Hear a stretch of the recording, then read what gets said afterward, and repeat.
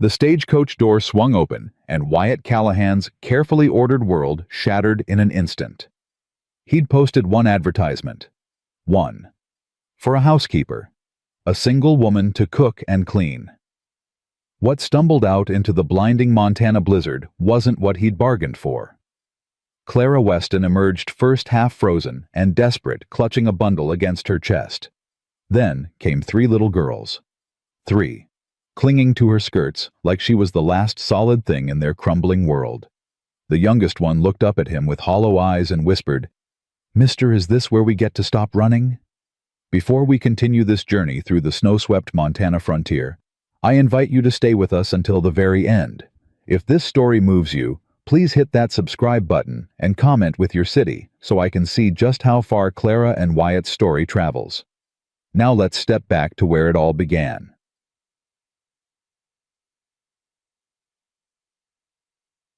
The winter of 1887 arrived in Montana territory like a judgment from God. Wyatt Callahan stood on the wide porch of his ranch house watching the sky turn the color of a fresh bruise. His breath came out in white clouds.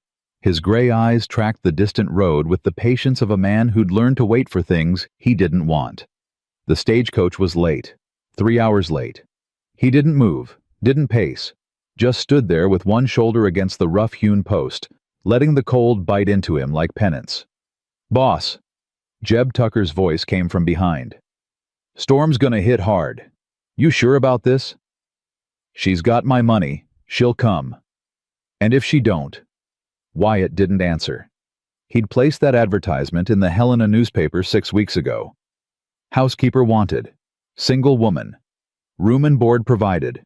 Reasonable wages. Apply in writing. Simple. Clean. Practical. He'd received 4 responses. 3 were barely literate. The 4th came from a Miss Clara Weston of Virginia, written in a careful, educated hand that spoke of either genuine refinement or desperate pretense. Her letter had been brief. She could cook, she could clean, she could manage a household. She required immediate placement and asked no questions about wages or conditions. That last part should have raised flags. People who didn't ask questions were usually running from answers. But Wyatt had been desperate too. The house had fallen into neglect since Mrs. Patterson had moved to California to live with her daughter last spring. He'd managed well enough on his own. He was a rancher, not helpless. But the accumulation of unwashed dishes, dusty corners, and meals that tasted like sawdust had finally convinced him that pride was a poor substitute for hot food and clean sheets. So he'd sent Clara Weston travel funds and instructions. She'd replied with a telegram. Arriving December 15th. Stop. Grateful for opportunity. Stop. C. Weston. Today was December 15th. The wind picked up, carrying the first flakes of what promised to be a brutal storm. In the distance, cattle lowed nervously. The horses in the barn stamped and shifted. There. Wyatt straightened. The stagecoach appeared through the curtain of white rocking violently over the frozen road. The driver was pushing the team hard, whipping them toward shelter before the full storm hit. Jeb moved to stand beside him. "Want me to?" "I got it. Get the hands inside. Make sure the animals are secured." Jeb hesitated clearly, wanting to say something more, then thought better of it and headed toward the bunkhouse. The coach clattered into the yard with considerably less dignity than it had likely left Helena with that morning. Ice caked the wheels. One window had cracked. The driver, a grizzled man Wyatt knew as Old Pete, looked like he'd aged 10 years in the past 6 hours. "Callahan," Pete's voice was raw from cold. "Got your delivery. But I'm telling you straight, this ain't what your wire specified." Wyatt's jaw tightened. "Explain." "Best you see for yourself." Pete climbed down his movements stiff with cold and moved to open the passenger door. His hand paused on the handle. He looked at Wyatt with something that might have been pity. "She's got young'uns with her.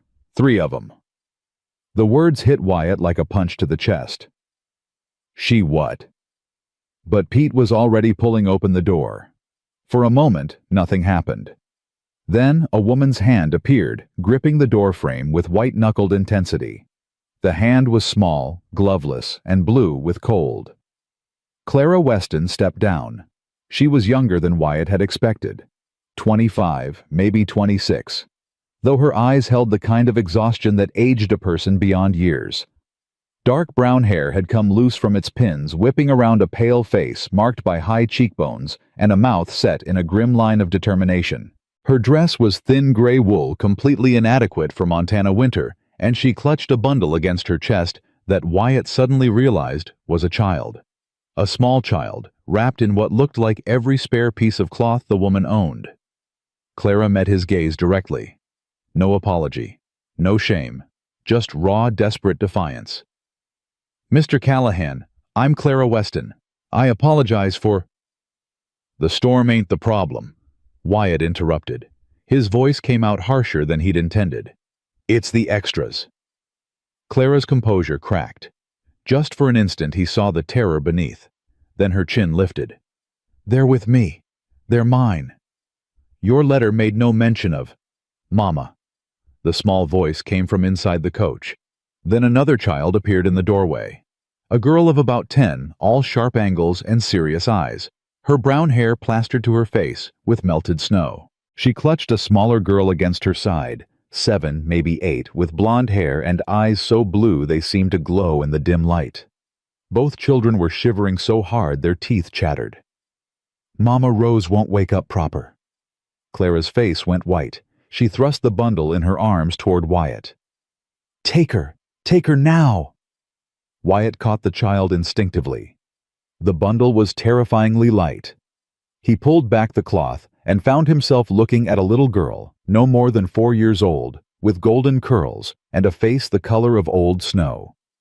Her lips were blue, her eyes were closed, but her chest still rose and fell in shallow, rapid breaths.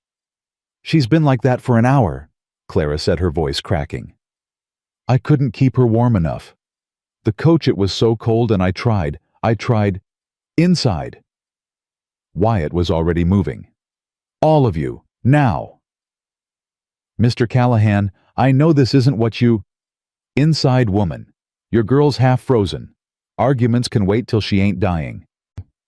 Clara grabbed the other 2 children and followed him, stumbling through the snow that was already ankle-deep. Pete called after them. "I gotta go. Callahan storm's coming fast. Can't stay." Wyatt didn't look back. "Go. I've got him." The stagecoach rattled away into the white, and suddenly Wyatt was alone with 4 strangers. 3 of them children in a house that had been silent for 3 years. He kicked open the front door and strode through the dark main room to the fireplace. The fire had burned low while he'd been waiting on the porch. He laid the little girl Rose, they'd called her, on the rug before the hearth, and turned to find Clara already kneeling beside him. "Get her wet clothes off," he ordered. "I'll build up the fire." "I know what to do." Clara's hands were shaking so badly she could barely work the buttons. "Emma, help me. Lily, get under that blanket on the chair. Get warm." The older girl, Emma, dropped beside her mother and started unlacing the tiny boots with grim efficiency. Her face was pale but focused. No tears. No panic. Just the methodical movements of someone who'd learned too young that falling apart was a luxury they couldn't afford. The middle girl, Lily, didn't move toward the blanket. Instead, she pressed herself against Emma's back, her blue eyes fixed on her little sister. "Is Rose gonna die?" Her voice was barely a whisper. "No." Clara's answer was fierce, absolute. "No, baby. Rose is not going to die. Not today. Not ever. Not while I'm breathing." Wyatt built up the fire until flames roared and heat poured into the room. He grabbed quilts from the chest by the wall, quilts that had belonged to his mother that hadn't been touched in years, and brought them to Clara. "Wrap her, skin to skin if you have to. Body heat's the fastest way." Clara looked up at him, and for just a moment, the defiance cracked. He saw gratitude there. And something else. Shame, maybe. Fear of what would come after when the crisis passed and he remembered that she'd lied to him.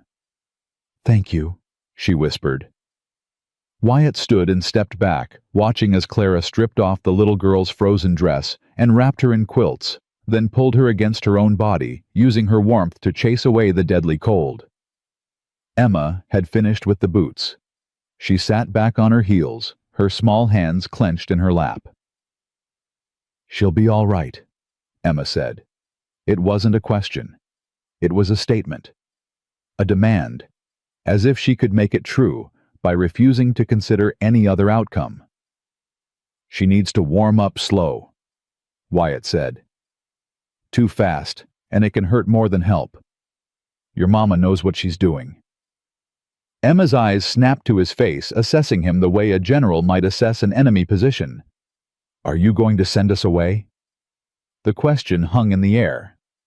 Wyatt could feel Clara tense, even though she didn't look up from the child in her arms. He could feel all three of them waiting. Emma with her fierce, protective stare. Lily with her silent terror. Clara with the desperate hope she was trying so hard to hide. "Storm's too bad to send anyone anywhere," he said finally. "We'll sort the rest when your sister's out of danger." It wasn't an answer. They all knew it wasn't an answer. But it was enough. For now. The next 2 hours passed in tense silence, broken only by the howl of wind outside and the crack of logs in the fire. Wyatt made coffee.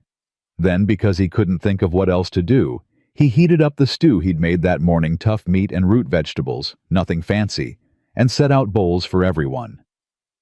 Emma ate with mechanical efficiency, her eyes never leaving Rose.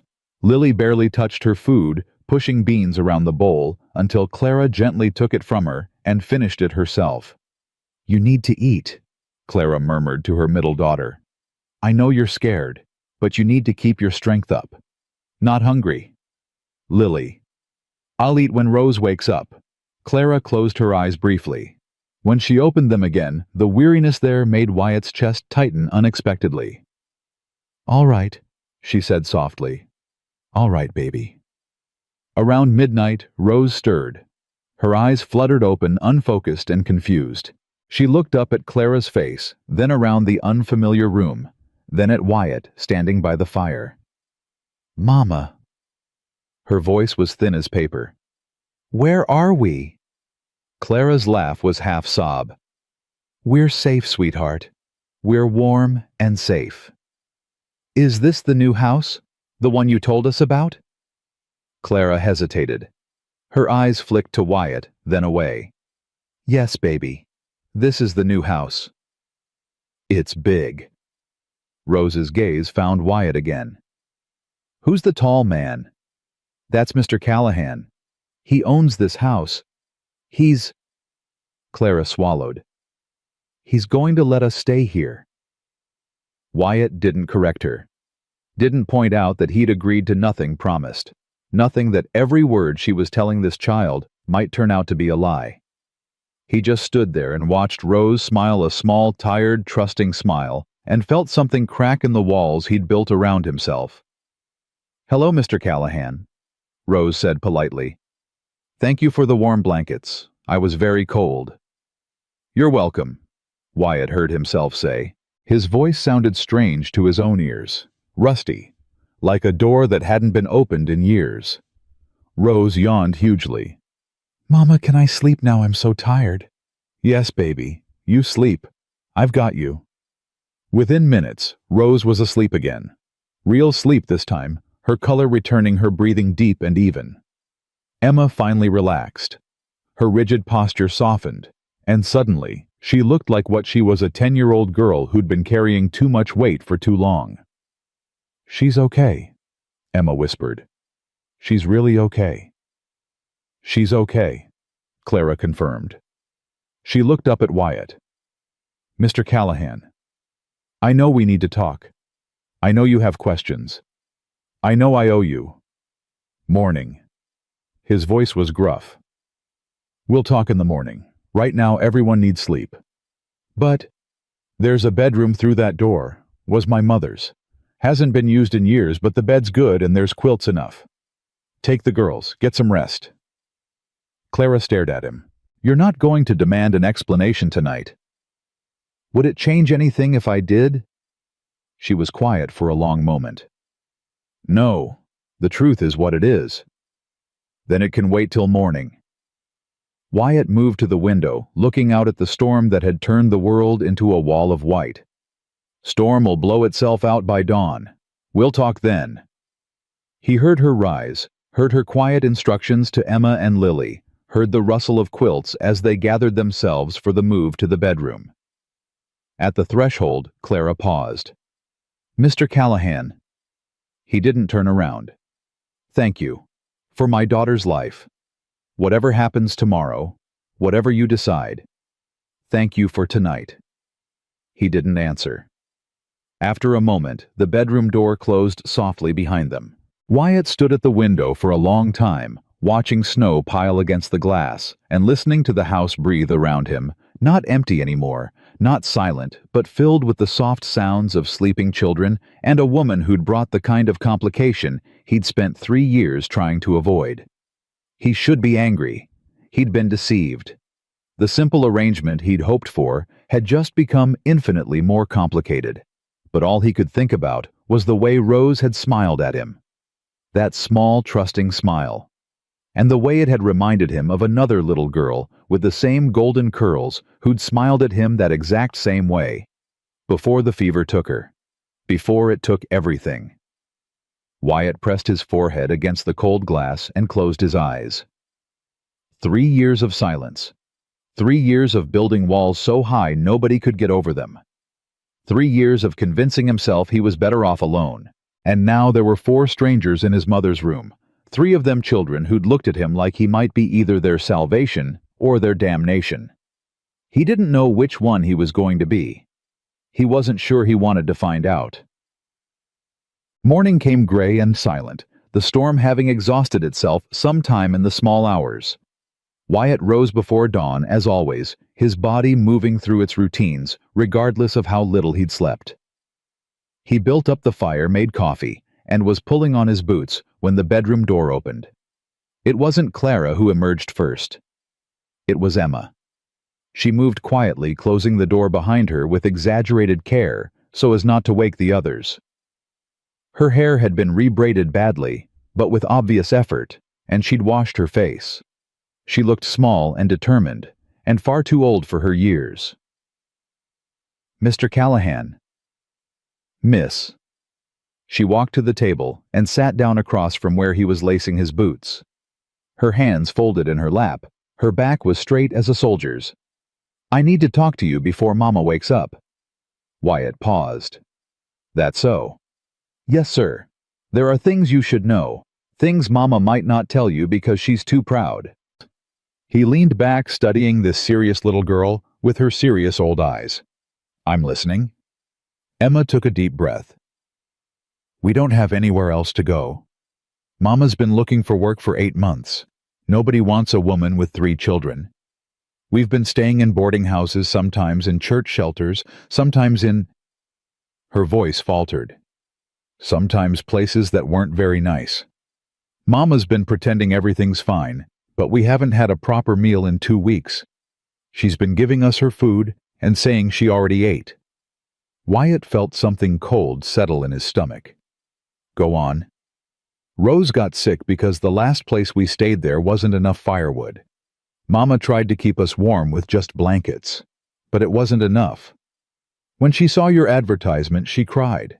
I've never seen Mama cry before. She said it was our last chance. Emma's chin lifted. So I know you're angry about her not telling you about us. I know you wanted someone without children. But please, Mr. Callahan, please don't send us away. I'll work twice as hard as any grown-up. Lily's good with animals. Rose is little, but she doesn't make trouble. We won't be burdens. I promise we won't. The girl's voice had started strong but ended in a whisper. Her hands, still folded in her lap, were trembling. Wyatt was silent for a long moment. 8 months. 8 months this woman had been struggling to keep her children alive, and she'd been too proud to mention it in her letter. Too proud or too desperate, knowing that honesty would have meant another rejection. Your mama know you're out here talking to me. No, sir. She'd be upset if she knew. She doesn't like us to beg. Is that what you're doing, begging? Emma's eyes flashed. No, sir. Begging is asking for something for nothing. I'm offering a trade. We'll work for our keep. Every one of us. All I'm asking is that you give us a chance to prove it. Despite himself, Wyatt felt his mouth twitch. How old are you, Miss Emma? 10, sir. But I've been helping Mama run households since I was 6. And the others Lily and Rose. Lily's 7. She's quiet, but she's smart. Good with her hands. Rose is 4. Emma's expression softened. Rose is still little. She needs more looking after. But she's got a good heart. She makes everyone feel better just by being there. And your papa? Where's he? The question hung in the air. Emma's face went carefully blank. Dead, sir. He and our real mama both. Died of fever 2 years ago. Wyatt went still. Your real mama? Emma's eyes widened slightly. She'd said too much. He could see her realizing it, see her calculating whether to try to cover the slip or let the truth emerge. Before she could decide, the bedroom door opened again. Clara stood in the doorway, her face pale, her eyes moving between Emma and Wyatt with growing alarm. Emma, what are you doing? Mama! What did you tell him? Clara's voice was sharp with fear. Emma, what did you say? She told me the truth, Wyatt said quietly. Or part of it. He stood his full height, seeming to fill the room. Now I reckon you ought to tell me the rest, starting with who you really are to these girls. The silence stretched out taut as wire. Clara's hand found the doorframe, gripping it like it was the only thing keeping her upright. In the bedroom behind her, Wyatt could hear Lily's voice, high and worried, asking what was wrong. Not in front of the children, Clara said finally. Her voice was barely a whisper. Please, Mr. Callahan, whatever you're going to do, whatever you're going to decide, not in front of them. Wyatt looked at Emma, who had gone pale and frightened, all her earlier composure crumbling. Go to your sisters, he said. Help them dress. Stay in the room till we call you. Emma looked to Clara, who nodded once jerkily. The girl slipped past her mother into the bedroom. The door closed. Clara and Wyatt stood alone in the main room with the fire crackling and the morning light turning the frost on the windows to gold. I wasn't trying to deceive you, Clara began. You left out 3 children in your letter of application. What would you call that? Survival. The word came out hard and flat. I've applied for 37 positions in 8 months, Mr. Callahan. 37. Every single one rejected me the moment they learned I came with children. Do you have any idea what that's like? Watching door after door close in your face while your girls get thinner and sicker and more afraid. So you lied. I omitted. There's a difference. Not to me, there isn't. Clara's composure cracked. She pressed her hands to her face, her shoulders shaking with what might have been sobs or might have been exhausted laughter. You're right, she said, her voice muffled. You're absolutely right. I deceived you. I came here under false pretenses. And if you want to send us away the moment the roads are clear, I have no right to argue. She dropped her hands. Her eyes were dry. Whatever tears she might have felt, she'd pushed them back down. But before you decide, you should know everything. You asked who I really am to those girls. She swallowed hard. They're my sisters, my half-sisters. We share a father. Wyatt's eyebrows rose. You're not their mother. I've been their mother for 2 years, ever since the fever took their parents. But no, I didn't give birth to them. Clara's laugh was bitter. My mother was a seamstress in Richmond. She had an affair with a married man, a wealthy man. He promised her the world, and then disappeared when she got pregnant. I'm the result. The illegitimate daughter nobody wanted to claim. She moved to the window, wrapping her arms around herself. After my mother died, I ended up in a charity home, worked my way out, found employment as a companion and governess, and by some cruel twist of fate, ended up working for my father's legitimate family. His real family, his wife and daughters. Did they know who you were? The wife did. Sarah. She was... Clara's voice softened. She was kind, genuinely kind. She said I was family whether anyone else acknowledged it or not. She treated me like a daughter, and when she fell ill she made me promise. Clara's voice broke. She made me promise I'd take care of her girls, that I'd keep them together no matter what, that I wouldn't let anyone separate them. And their father died 3 days after Sarah. The fever took them both. And when the lawyers finished picking through the estate, there was nothing left, nothing but debts and 3 little girls with no living relatives willing to take them in. Wyatt was quiet for a long moment, processing this. What about the dead man's family? Surely there's someone... There's an aunt, Sarah's sister, a woman named Margaret Blackwood. Clara's voice hardened. She visited once years ago, called Emma willful and Rose sickly, and suggested they be sent to separate boarding schools so they could be properly molded. Sarah threw her out of the house. They never spoke again. But she's blood kin. She'd have legal standing. She'd have the legal right to tear them apart. To send Emma to one institution, Lily to another, and Rose to God knows where. I won't let that happen. Clara turned to face him, her eyes blazing. I promised their mother. I promised Sarah. And I'll die before I break that promise. The words hung in the air between them, fierce and absolute. Wyatt studied this woman, this stubborn, desperate, lying woman, who'd traveled 1,000 miles through winter with 3 children and nothing but hope to sustain them. Who'd given her food to her sisters and watched them sleep in places that weren't very nice. Who'd answered his simple advertisement because it was her last chance at something like a life. Why didn't you tell me any of this in your letter? He asked finally. Would you have hired me if I had? He didn't answer. They both knew he wouldn't have. Clara nodded, accepting this. I thought if I could get here, if I could show you we weren't a burden, that we could work and contribute and not cause trouble. I thought maybe you'd let us stay. It was foolish. It was deceptive. But it was all I had. From the bedroom came the sound of Rose's high, sweet voice asking when breakfast would be ready. Emma's response low and uncertain. What happens now? Clara asked quietly. Do we wait for the roads to clear, or would you prefer we leave immediately? Wyatt turned away from her, moving to the window to look out at the white expanse of his land. Snow lay thick over everything, transforming the familiar into something strange and new. 3 years ago, he'd stood in this same spot and watched his wife and daughter being carried out to the cemetery on the hill. The fever had taken them in a single brutal week, Elizabeth first, then little Annie.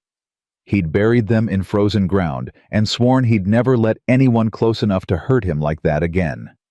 The walls he'd built had been strong, impenetrable. For 3 years, nothing had gotten through. And now there were 3 little girls in his mother's bedroom and a woman with desperate eyes and fierce loyalty, and all his carefully constructed defenses suddenly felt like paper. The roads won't be clear for at least 2 days, he heard himself say. Maybe 3. I understand. We'll stay out of your way until... I didn't say you had to stay out of my way. Wyatt turned back to face her. I said the roads won't be clear for 2 days. That gives you 2 days. Clara's breath caught. 2 days for what? To prove you can do the job you applied for. Cook, clean, manage a household. The girls stay out of trouble and don't wander where they shouldn't. You show me this can work, and we'll talk about making it permanent. Hope flared in Clara's eyes, wild, desperate hope that she was clearly trying to contain. You mean... I'm not making any promises. I'm giving you a chance. 2 days. If it works out, we'll discuss terms. If it doesn't, I'll pay your way to wherever you want to go and give you references for other positions. That's... Clara's voice was thick. That's more than fair. That's more than anyone has... She stopped, pressing her lips together hard. When she spoke again, her voice was steady. Thank you, Mr. Callahan. You won't regret this. We'll see about that. He moved toward the door. I've got work to do. Stock to check after the storm. I'll be back for dinner at midday. I expect a hot meal and a clean kitchen." "You'll have both." He paused at the door, his hand on the latch. "And Mrs. Weston." "Miss," she corrected quietly. "I've never been married." "Miss Weston, then." He met her eyes. "If there's more you haven't told me, more secrets waiting to come out, I need to know now, before this goes any further." Clara held his gaze. "I've told you everything that matters. No other family going to come looking for those girls." Something flickered in her expression. Fear quickly suppressed. No one who has any right to them. It wasn't quite an answer. They both knew it wasn't quite an answer. But Wyatt had learned long ago that sometimes you had to accept the answers people gave you and wait for the truth to reveal itself. "2 days," he said again. And he stepped out into the cold white morning, leaving Clara alone in his house with 3 children, and whatever secret she was still holding close to her chest. Behind him, he heard the bedroom door open, heard Rose's excited voice asking if they could come out now, heard Clara's answer gentle and reassuring as she gathered her sisters for whatever came next. Wyatt walked toward the barn, his boots crunching in the fresh snow, and tried not to think about how the house had sounded different this morning. Not empty anymore, not silent, full of voices and movement and life, full of complications he'd spent 3 years avoiding. He'd given them 2 days. That was all. 2 days to prove themselves, and then everything would go back to normal. But even as he thought it, Wyatt knew he was lying to himself. Nothing about this was normal. And something told him nothing would ever be normal again. The 2 days stretched into something neither of them had anticipated. Clara attacked the house with the determination of a woman proving her worth. By the time Wyatt returned from checking the cattle that first afternoon, the kitchen had been scrubbed until the worn wood gleamed. The smell of fresh bread filled the rooms, and a pot of stew bubbled over the fire, rich with herbs she'd found dried in the pantry. He stood in the doorway, snow still clinging to his coat, and stared. "You found the herbs?" Clara looked up from the table she was wiping down. "I hope you don't mind. They were just sitting there going to waste." "Haven't touched 'em since." He stopped, cleared his throat. "Since Mrs. Patterson left." "Well, they're still good, mostly." She straightened, pushing a loose strand of hair from her face. "Dinner's ready whenever you are. The girls have already eaten. I hope that's acceptable."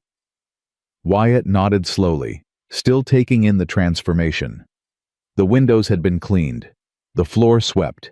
Even the ash had been cleared from the fireplace and the wood box restocked. "You've been busy? I told you I could manage a household. Reckon you did." He sat at the table, and Clara served him without fuss or ceremony. The stew was better than anything he'd eaten in 3 years. He didn't tell her that, but he ate 2 bowls, and she noticed. "The girls," he said, finally pushing back his empty dish. "Where are they?" "In the bedroom. I've been keeping them out of your way like you asked." "I didn't ask that." Clara's hands stilled on the dish she was washing. "You said they should stay out of trouble." "Trouble and existence ain't the same thing." Wyatt rose, moving toward the bedroom door. "They can come out, long as they understand the rules." "What rules would those be?" "Don't wander past the barn without permission. Don't go near the horses unless I'm there. Listen when an adult tells them something." He paused with his hand on the door. "And don't ask questions about things that ain't their business." Clara's expression flickered. "They're children, Mr. Callahan. Children ask questions." "Then teach 'em when to stop." He opened the door before she could respond. The 3 girls were huddled on the bed, clearly having been listening at the door. Emma's face was defiant. Lily's was watchful. Rose simply looked up at him with those big, trusting eyes and smiled. "Hello, Mr. Callahan. Your house smells like bread now. I like it." Something in Wyatt's chest contracted. "You can come out," he said gruffly. "Sit by the fire if you want. Just don't touch anything without asking." Rose scrambled off the bed immediately, her small feet hitting the floor with a thump. She grabbed her cloth doll and marched past him into the main room with the confidence of a child who'd never learned to be afraid of large, gruff men. Lily followed more cautiously, her eyes darting between Wyatt and the escape route behind him. Emma didn't move. "Something wrong?" Wyatt asked. "I don't trust you." "Emma?" Clara's voice was sharp. "It's all right." Wyatt held up a hand. "She's got reason." He looked at the girl directly. "I haven't earned your trust yet. But I'm not asking for it. I'm asking you to give your sisters a chance to get warm by a fire that isn't going anywhere. Can you do that?" Emma studied him for a long moment. Then she nodded once and slid off the bed, moving past him with the wary grace of a cat expecting to be kicked. When she was gone, Wyatt turned to find Clara watching him. "That was—" She stopped, searching for words. "That was kind." "Wasn't kind. Was practical. Girl's been through enough without me making it worse. Still, thank you." Wyatt didn't answer. He just returned to the main room where Rose had already claimed the spot closest to the fire and was showing her doll the dancing flames. "Look, Molly," she was saying. "Look how pretty. We're going to be warm forever now." The words hit Wyatt harder than he'd expected. He sat heavily in his chair watching the child play, and tried not to think about another little girl who'd sat in that same spot, showing her own doll the same dancing flames. Tried not to think about how empty the house had been without her. The first day bled into the second. Clara continued her assault on years of neglect, working from dawn until well past dark. She washed curtains that hadn't been touched in years, beat rugs until clouds of dust rose like smoke, organized the pantry, and discovered supplies Wyatt had forgotten he owned. But it was the girls who surprised him most. Rose followed him everywhere. Not closely enough to be underfoot, but always within sight, always watching with those curious eyes. She asked questions constantly about the horses, the cattle, the snow, the stars, the way the wind sounded at night. "Why does the fire crackle? Why do cows have such big eyes? Why is your face so serious all the time?" That last one made him pause. He looked down at her, this tiny golden-haired creature who'd nearly died in his house 3 days ago, and found he didn't have an answer. "Don't know," he said finally. "Just is. Mama says faces tell stories. She says yours tells a sad one." Wyatt's jaw tightened. "Your mama talks too much." "She says that too." Rose grinned, entirely unaffected by his tone. "Can I pet the horses tomorrow?" The brown one looked at me through the window. "I think she wants to be friends." "We'll see." "That means maybe." "That means we'll see." Rose nodded solemnly, accepting this, and returned to her doll. Lily was different. She rarely spoke, rarely met his eyes, but Wyatt caught her watching the animals with an intensity that bordered on longing.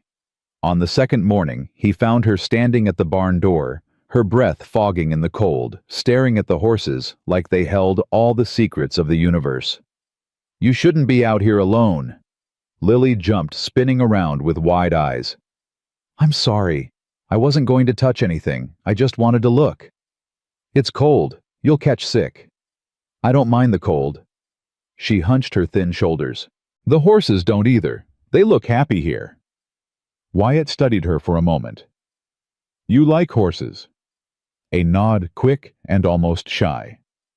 "Your sister Clara, she said you were good with animals." Another nod, then so quietly he almost missed it. "My papa had horses, before. He taught me things." "What kind of things?" Lily's face twisted with something that looked like grief trying to become memory. "How to brush them. How to check their feet. How to tell when they're happy or scared." She paused. "The brown one is scared. She keeps looking at the door like she's waiting for something bad." Wyatt's eyebrows rose. The brown mare Bess had been nervous since a cougar had spooked the herd last month. None of the hands had figured out why she was still jumpy. "You noticed that just from watching. She holds her ears wrong, flat back sometimes even when nothing's happening, and she won't turn her back to the door." Lily's voice was matter-of-fact, clinical almost. Something scared her. She's waiting for it to come back. Cougar, Wyatt said slowly. Came through the north pasture a few weeks ago. Didn't get any of the herd, but Bess saw it.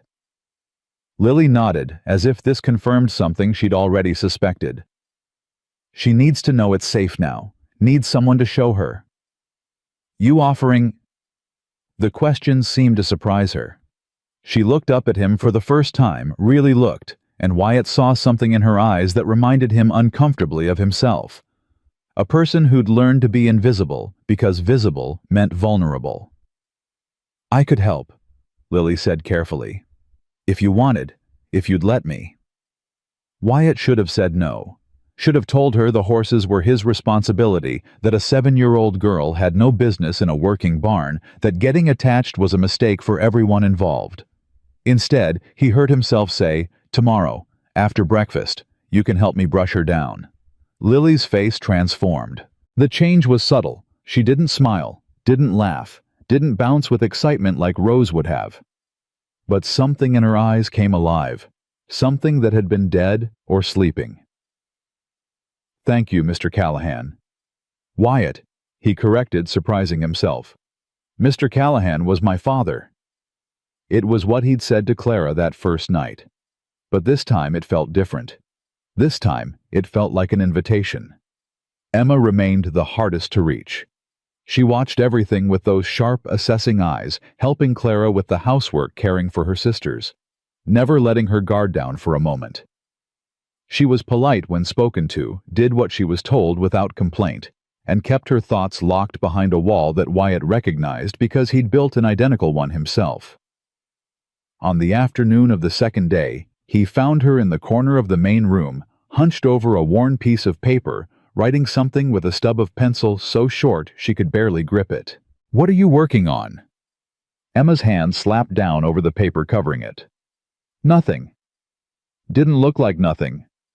It's private. Fair enough. Wyatt settled into his chair, stretching his legs toward the fire. Just curious. Don't see many young'uns who write for fun. Emma was quiet for a long moment. Then, reluctantly, I'm keeping track of things. What kind of things? Everything. She lifted her hand just enough to show him the edge of the paper. How much food we eat, how much work Mama does, whether we're being burdens or not. Wyatt's chest tightened. Why would you do that? Because someone has to. Emma's voice was flat, emotionless. Mama won't. She just works and hopes and pretends everything will be fine. But I know better. I know that people say one thing and do another. I know that promises don't mean anything.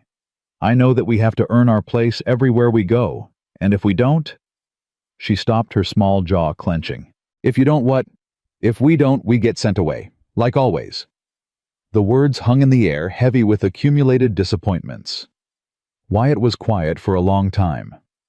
When he finally spoke, his voice was rougher than he'd intended. How many times? What? How many times have you been sent away? Emma's pencil had stopped moving. 6. Since Mama and Papa died. 6 different places. The longest was 3 months. The shortest was 4 days. 4 days. The woman said Rose cried too much. Said she couldn't sleep with all the noise. Emma's voice was carefully controlled, but Wyatt heard the rage underneath. Rose was having nightmares. She'd just lost her mother. But that woman didn't care. She just wanted quiet. So you left. Clara took us, found us somewhere else. Then that didn't work out either. And the next place. And the next. Emma finally looked up at him, and her eyes were old, so much older than any 10-year-old's should be. So now I keep track. I count the food. I measure the work. I make sure we're earning more than we're costing. Because if we're not... She shrugged. At least I'll know before it happens. At least I can prepare my sisters. Wyatt didn't know what to say. He thought of himself at 10, carefree and confident, certain that his parents would always be there, that the ranch would always be home, that the world was a fundamentally safe place. This girl had never known that certainty. Maybe never would. "You want to know something?" he said finally. Emma watched him warily. "That list you're keeping, the counting, the measuring." He leaned forward, holding her gaze. "It won't help. It can't protect you. Because whether you stay or go, that's not about numbers on a page. It's about whether the people around you are worth a damn or not. And are you," Emma's voice was sharp, "worth a damn?" "Don't know yet. Still figuring that out." Wyatt sat back. "But I'll tell you this. Whatever happens here, whatever I decide, it won't be because of how much food you ate or how much work Clara did. It'll be because of whether this arrangement works for everyone, including me. And that's not something you can control with a pencil and paper." Emma stared at him for a long moment. Then she looked down at her careful columns of numbers, her meticulous accounting of their worth. "Then how do I know?" she whispered. "How do I know when it's safe to stop counting?" Wyatt thought about his own lists, his own tallies, the walls he'd built, the distances he'd maintained, the careful accounting of emotional risk and potential loss. "I'll let you know when I figure that out myself." It wasn't an answer, but Emma nodded anyway, as if she understood that some questions didn't have answers yet. That night, Clara found him on the porch. The storm had passed, leaving the sky clear and thick with stars. The temperature had dropped well below freezing, but Wyatt barely felt it. He'd spent too many nights on this porch staring at these same stars, asking them questions they never answered. "The girls are asleep," Clara said, pulling her shawl tighter around her shoulders. "Rose asked if you'd tell her a story tomorrow. I told her you're not much for stories." Told her right. Clara moved to stand beside him, her breath forming small clouds in the frigid air. "Tomorrow's the end of the second day. I can count. So." She didn't look at him. "What have you decided?" Wyatt was silent for a long moment. He'd spent 2 days watching this woman work harder than anyone he'd ever employed, watching her children try their best to be invisible, while simultaneously yearning for a place to belong. He'd watched Lily come alive around the horses, watched Rose fill his silent house with laughter and questions and life, watched Emma struggle to protect her sisters from a world that had already hurt them too many times, and he'd watched Clara move through it all with a grace that made something in his chest ache. "Stay," he heard himself say. Clara's breath caught. "What?" "You heard me. Stay. All of you. Not as a trial. Permanent." She turned to face him, and in the starlight, he could see tears tracking down her cheeks. "You mean it?" "I don't say things I don't mean." "But why?" Her voice broke. "After everything, the deception, the complications, because that house has been dead for 3 years." Wyatt finally looked at her. "Because I've been dead for 3 years. Going through the motions, building walls, telling myself I was better off alone. And then you 4 showed up in a blizzard and made everything loud again. Messy. Complicated. Those don't sound like good things." "They're not. They're terrifying." He paused. "But they're also better than the alternative." Clara was crying openly now, though she was also laughing. The two sounds tangling together in a way that made Wyatt's heart do something strange and unfamiliar. "I don't know what to say." "Don't have to say anything. Just do the job you came here to do. Take care of your sisters. Make this house into something other than a tomb." He looked back at the stars. "And if trouble comes, the kind you're afraid of, you tell me. Understand? Whatever it is, whoever it is, you don't face it alone." Clara was quiet for a long moment. When she spoke, her voice was thick with emotion but steady.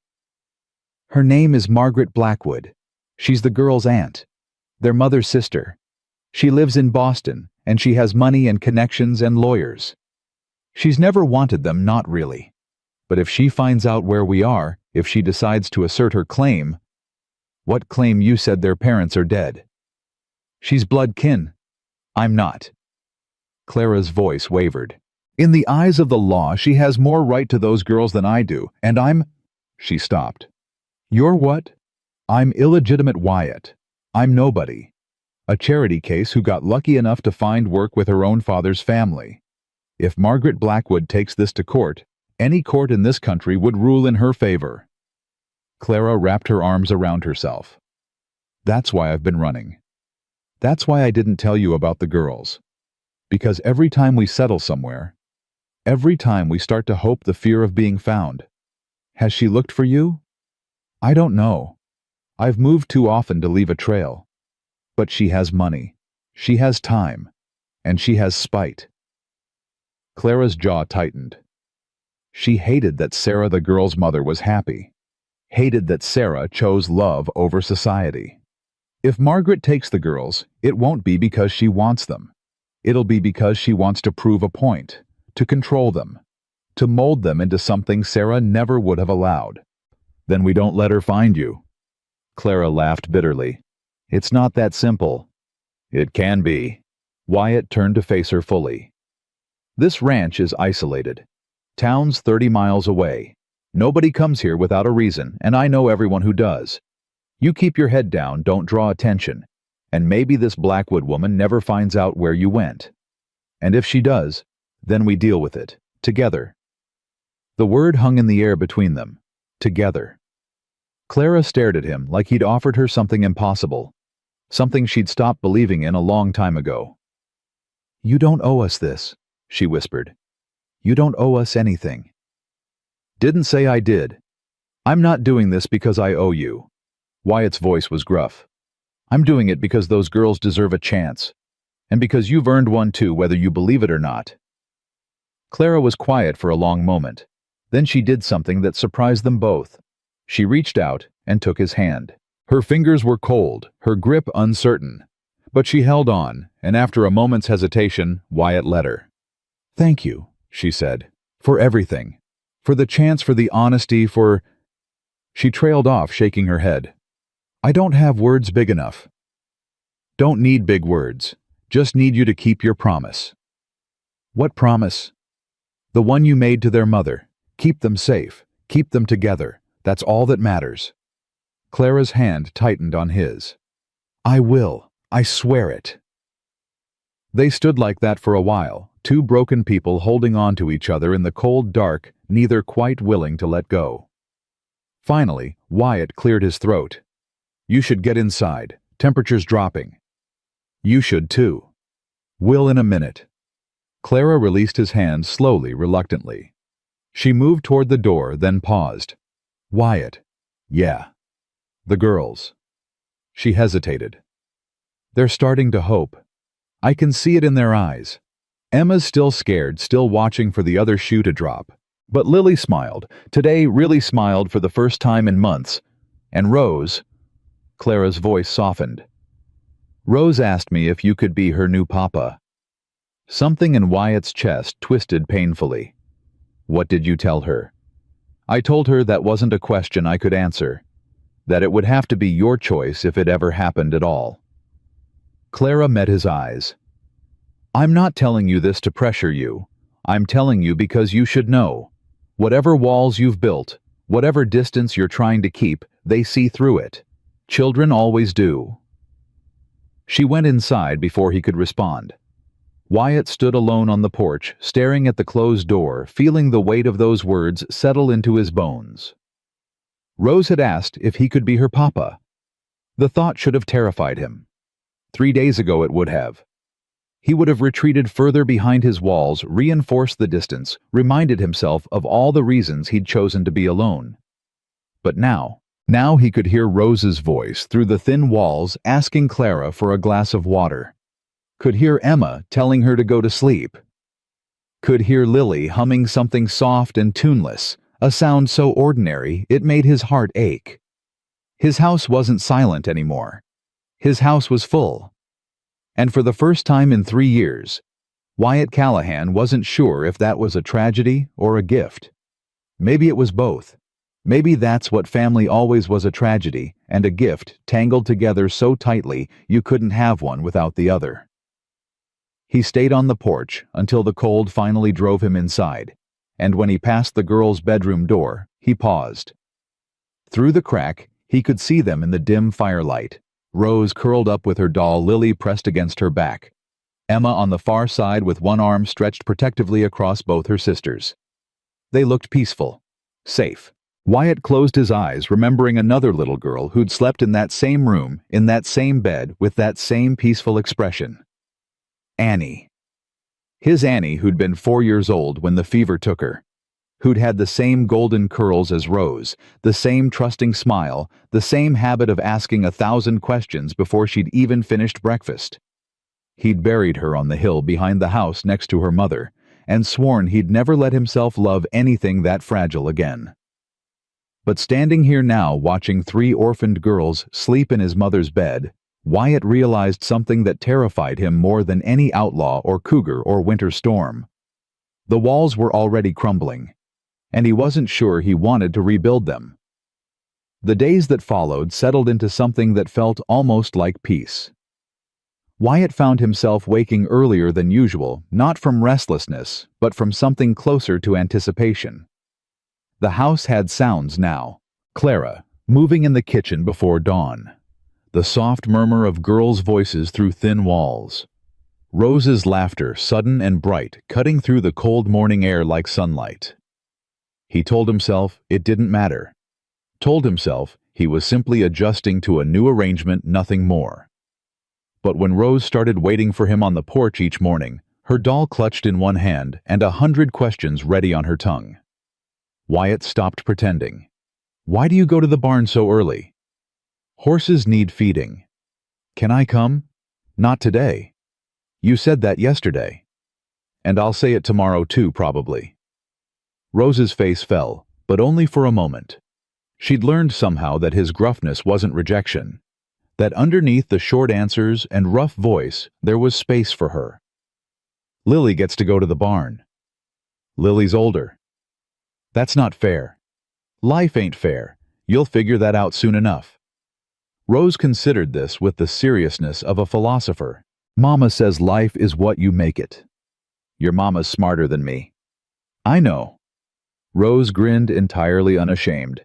But I still like you. She said it so simply, so matter-of-factly, that Wyatt didn't know how to respond. He just grunted and headed for the barn, but he could feel her eyes on his back, and something warm had lodged itself in his chest that he couldn't quite name. Lily had become his shadow in the barn. She never spoke more than necessary, but her presence had a calming effect on the animals that Wyatt couldn't explain. Bess, the nervous mare, had stopped flinching at shadows. She'd even started coming to the stall door when she heard Lily's footsteps. You've got a gift, Wyatt told her one morning, watching her work a brush along Bess's flank with gentle, confident strokes. Lily didn't look up. Papa said the same thing, before. He was right. I know. It wasn't arrogance, just quiet certainty. Animals make sense. People don't. Can't argue with that. Lily paused, her hand resting on Bess's neck. Mr. Wyatt. Just Wyatt. Wyatt. She tested the name like it was something fragile. Are we really staying for real? That's what I said, isn't it? People say things they don't mean, all the time. Wyatt set down the harness he'd been mending and turned to face her fully. Look at me, Lily. She did reluctantly, her blue eyes wary. I don't say things I don't mean. Not ever. If I tell you something, you can count on it being true. Understand? Lily studied him for a long moment, searching his face for the lie she'd been trained to expect. When she didn't find it, something in her expression shifted. Okay, she said softly. I believe you. It felt like a gift, that trust. Like something precious she was handing over for safekeeping. Wyatt nodded once and returned to his work, but his hands weren't quite steady. Emma remained the holdout. She'd stopped keeping her meticulous lists, or at least she'd stopped doing it openly, but she watched everything with those old, careful eyes. She helped Clara without complaint, cared for her sisters with fierce devotion, and treated Wyatt with a politeness that never quite warmed into acceptance. He didn't push her. Couldn't blame her for her caution. She'd been burned too many times to trust easily, and nothing he could say would change that. Only time would, if they had enough of it. 2 weeks passed, then 3. The snow began to melt slowly, revealing patches of brown earth and the first stubborn hints of green. The days grew longer. The work of the ranch increased, demanding more of Wyatt's time, but he found himself rushing through tasks so he could return to the house earlier. Clara noticed. "You're back early," she said one afternoon, looking up from the bread she was kneading. "Finished early." "You've been finishing early a lot lately." He didn't answer, just hung his coat and moved to warm his hands by the fire. Rose immediately abandoned her dolls and climbed into the chair beside him, chattering about a bird she'd seen through the window. Clara watched them with an expression Wyatt couldn't read. Later, after the girls were in bed, she found him on the porch again. It had become their habit, these quiet conversations in the dark. A time for honesty that the daylight didn't allow. "You're good with them," she said, settling beside him. "Better than you think." "Don't know about that. Rose adores you. Lily trusts you, which is practically a miracle. Even Emma's starting to soften." "Emma's got good instincts. She's right to be careful." "She's careful because she's been hurt. There's a difference." Clara pulled her shawl tighter. "She wants to trust you, Wyatt. She just doesn't know how." "She'll figure it out. Or she won't. Can't force these things." Clara was quiet for a moment. "Can I ask you something personal?" "Depends on the question." "Your wife, your daughter." She felt him tense beside her, but pressed on. The hands mentioned them. Jeb said it was fever 3 years ago. Wyatt's jaw tightened. "Jeb talks too much. I'm sorry, I shouldn't have." "Elizabeth." The name came out rough, rusty from disuse. Her name was Elizabeth. Annie was 4 when it took her. Clara's breath caught. "Rose's age." "Yeah." Wyatt stared out at the darkness. "Same curls too, same smile. First time Rose looked up at me with those big eyes, I thought—" He stopped shaking his head. "Doesn't matter what I thought." "It matters. It was 3 years ago. They're gone. Thinking about it doesn't bring them back." Clara reached out and covered his hand with hers. He didn't pull away. "Is that why you put walls up?" she asked softly. "Why you chose to be alone? Seemed safer. If you don't let anyone in, you can't lose them." His laugh was bitter. "Turns out that's just a different kind of losing." "What changed?" Wyatt finally looked at her. In the dim light, her face was soft, open, waiting. "You did. You and your sisters." He turned his hand over, lacing his fingers through hers. "You crashed into my life with your secrets and your complications, and you made it impossible to keep pretending that empty was the same as safe." Clara's eyes were bright with unshed tears. "Wyatt!" "I'm not good at this," he said roughly. "Don't know how to say what I mean. But you asked what changed, and that's the truth. You changed it. All of you." She leaned her head against his shoulder, and he let her, feeling the warmth of her through his coat. They sat like that until the cold drove them inside, and when they parted at their separate bedroom doors, something had shifted between them. Something that felt a lot like hope. The stranger arrived on a Tuesday. Wyatt had been checking fence lines in the north pasture when Jeb came riding up, his face tight with concern. "Boss, there's a fancy carriage coming up the main road. City folk from the look of it." Wyatt's blood went cold. "How many?" "Just 2. A woman in black and a man who looks like a lawyer." Clara. He had to get to Clara. He pushed his horse hard, arriving at the house just as the carriage pulled into the yard. It was everything Jeb had described: expensive, out of place, carrying trouble in every polished inch. The door opened, and a woman stepped out. She was perhaps 50, dressed in black silk that screamed Boston money. Her face was sharp, handsome, rather than pretty, with eyes that assessed everything they landed on and found it wanting. Behind her came a thin man in a city suit carrying a leather case that undoubtedly held documents designed to destroy lives. Clara stood on the porch, frozen, the color draining from her face. "Hello, Clara." The woman's voice was cultured cold, dripping with false pleasantness. "Did you really think you could hide from me forever?" "Margaret." Clara's voice was barely a whisper. "Mrs. Blackwood, please. We're hardly on familiar terms." Margaret's gaze swept the ranch with obvious disdain. "Though I suppose I should thank you for making yourself so easy to find. A woman matching your description, traveling with 3 young girls, answering an advertisement in the Helena paper." She smiled thinly. "Did you think no one would notice?" Wyatt swung down from his horse and positioned himself between the women. "I don't believe we've met." "Mr. Callahan, I presume." Margaret looked him over like livestock she was considering purchasing. "I'm Margaret Blackwood. Those children in your house are my nieces, and this woman has been keeping them from me illegally for nearly 2 years." "They're not yours." Clara's voice had found its strength. "They were never yours." "The law would disagree, as my lawyer, Mr. Thornton here, would be happy to explain." The thin man stepped forward, his voice oily with professional courtesy. "Miss Weston has no legal claim to those children. No adoption papers, no guardianship documents. Mrs. Blackwood, as their closest living blood relative, has every right to assume custody. I made a promise to their mother." "A promise means nothing in court." Thornton's smile was thin. "Mrs. Blackwood has already begun proceedings. We have statements from witnesses in San Antonio testifying to Miss Weston's unstable living situation, her inability to provide proper care." "That's a lie." Clara's composure cracked. "I've done everything for those girls. Everything.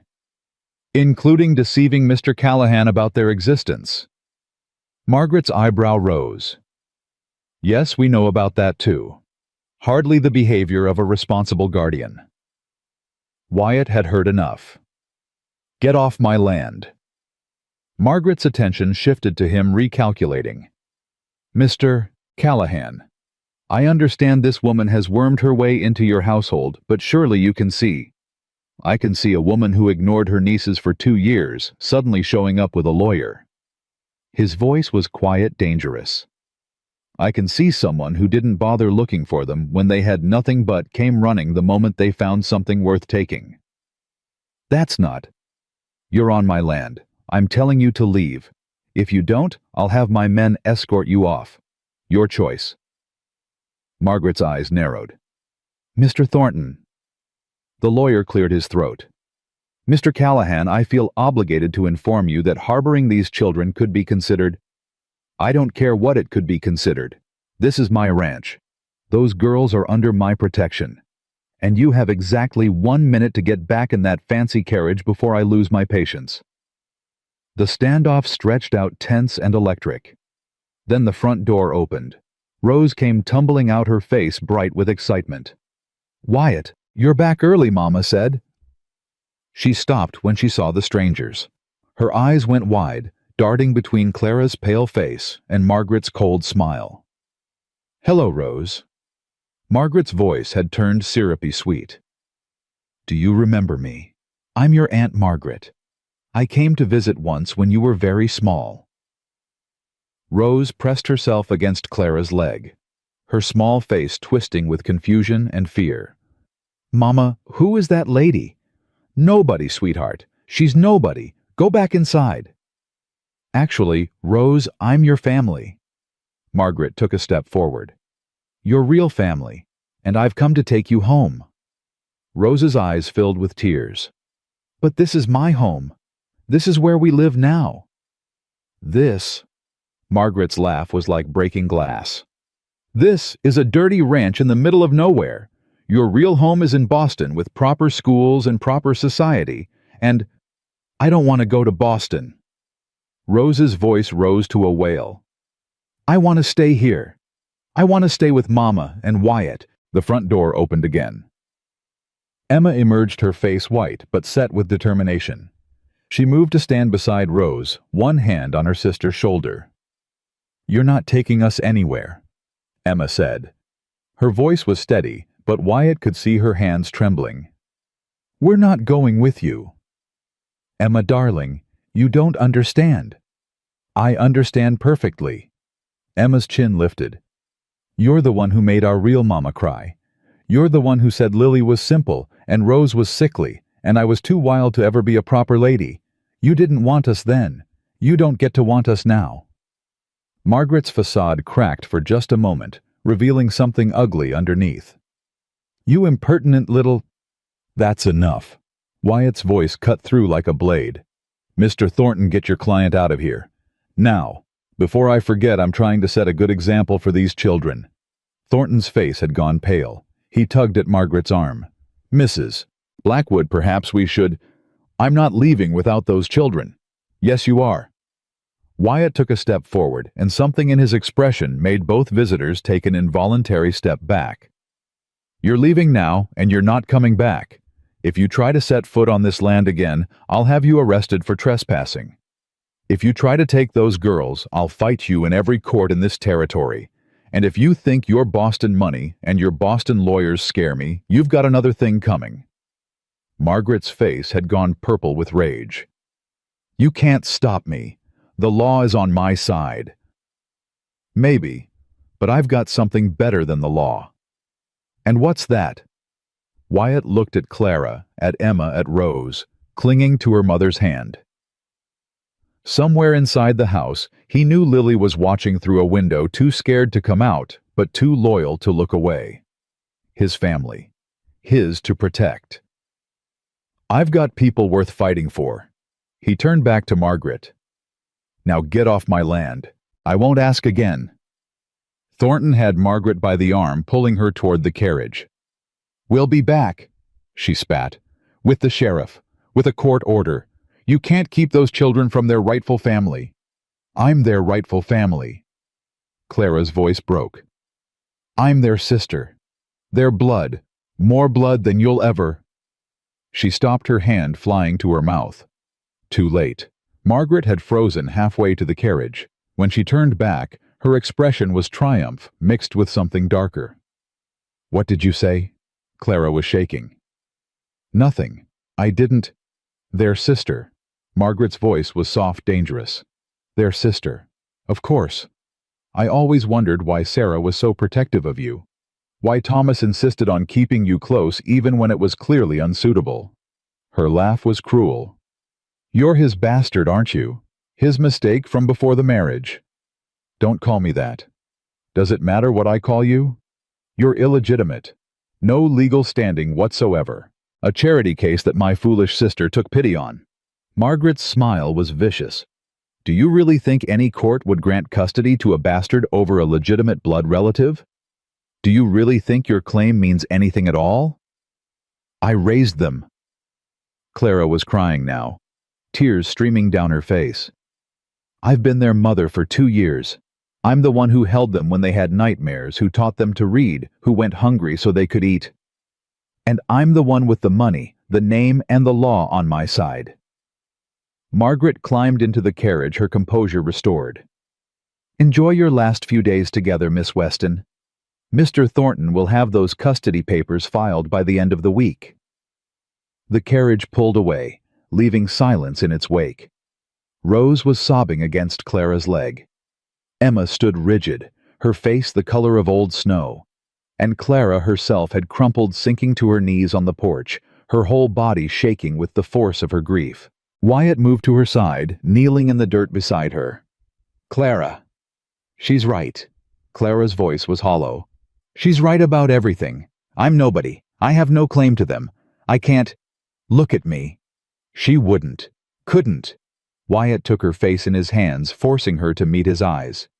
"Look at me, Clara. Listen. She's not right. She's not right about any of it. But the law? To hell with the law." His voice was fierce. "You're their mother. You're the one who's been there every day for 2 years. You're the one they love, the one they trust, the one they need. No piece of paper changes that. It changes everything in court. Then we won't let it get to court." Wyatt's jaw set. "We'll find another way. I don't know what yet, but we'll find it. Together. Emma's voice came from somewhere above them, small but determined. She said she'd be back with a court order. She can try. She has lawyers, money, power. Emma's voice cracked. What do we have? Wyatt stood, pulling Clara up with him. He looked at Emma, at Rose, still clinging to her mother at the window where Lily's pale face had appeared. We have each other, he said, and sometimes that's enough. It didn't sound like enough. They all knew it didn't sound like enough. But it was all they had, and Wyatt was going to fight for it with everything he was, even if it meant losing everything else in the process. That night, after the girls had finally cried themselves to sleep, Clara sat at the kitchen table with her head in her hands. I should leave, she said. Take the girls and run again. If I'm not here, she can't. No. Wyatt, you don't understand. She'll drag you into this. Your ranch, your reputation, everything you've built. I can't let you lose all that because of me. You think I care about any of that? He sat across from her, his voice rough. You think I give a damn about my reputation when those girls are upstairs scared out of their minds? You should care. This isn't your fight. It became my fight the moment I let you stay. Wyatt reached across the table and took her hands. It became my fight when Rose asked if I could be her papa. When Lily trusted me with Bess. When Emma stopped keeping her lists because she finally believed we weren't going to send her away. Clara's tears spilled over. I've ruined everything. You haven't ruined anything. Margaret Blackwood is trying to ruin things. She's been trying since the moment she walked onto this ranch, but she hasn't won yet. How do we stop her? She has the law on her side. Wyatt was quiet for a long moment. When he spoke, his voice was steady, certain. There's one thing that would change everything. What? Marriage. Clara's breath caught. What? If we were married, you'd be my wife. The girls would be under my protection legally. Margaret could claim blood relation all she wanted, but she couldn't easily take children from a married woman in a stable household. He held her gaze. It's not romantic. I know that. It's strategy. But it might be the only way to keep those girls safe. Clara stared at him, her mind racing. You would do that? Marry me? Give up your freedom, your future just to protect children who aren't even yours? They feel like mine. The admission came out quiet, almost surprised. I didn't expect that, didn't want it, but somewhere along the way they started to feel like mine. All three of them. Wyatt. I'm not asking for love, Clara. I'm not asking for anything you can't give. I'm asking if you'll let me help you save your family. He squeezed her hands. Will you? Clara looked at this man, this quiet, broken, fierce man who'd taken them in from a blizzard and never once made them feel like burdens, who'd taught Lily about horses and answered Rose's 1,000 questions and waited patiently for Emma to trust him, who was offering to sacrifice his own freedom for children he'd known less than a month. Yes, she whispered. Yes, I'll marry you. Wyatt nodded once, something like relief flickering across his face. Tomorrow, then. We'll ride to town, find a preacher, make it legal before Margaret can file her papers.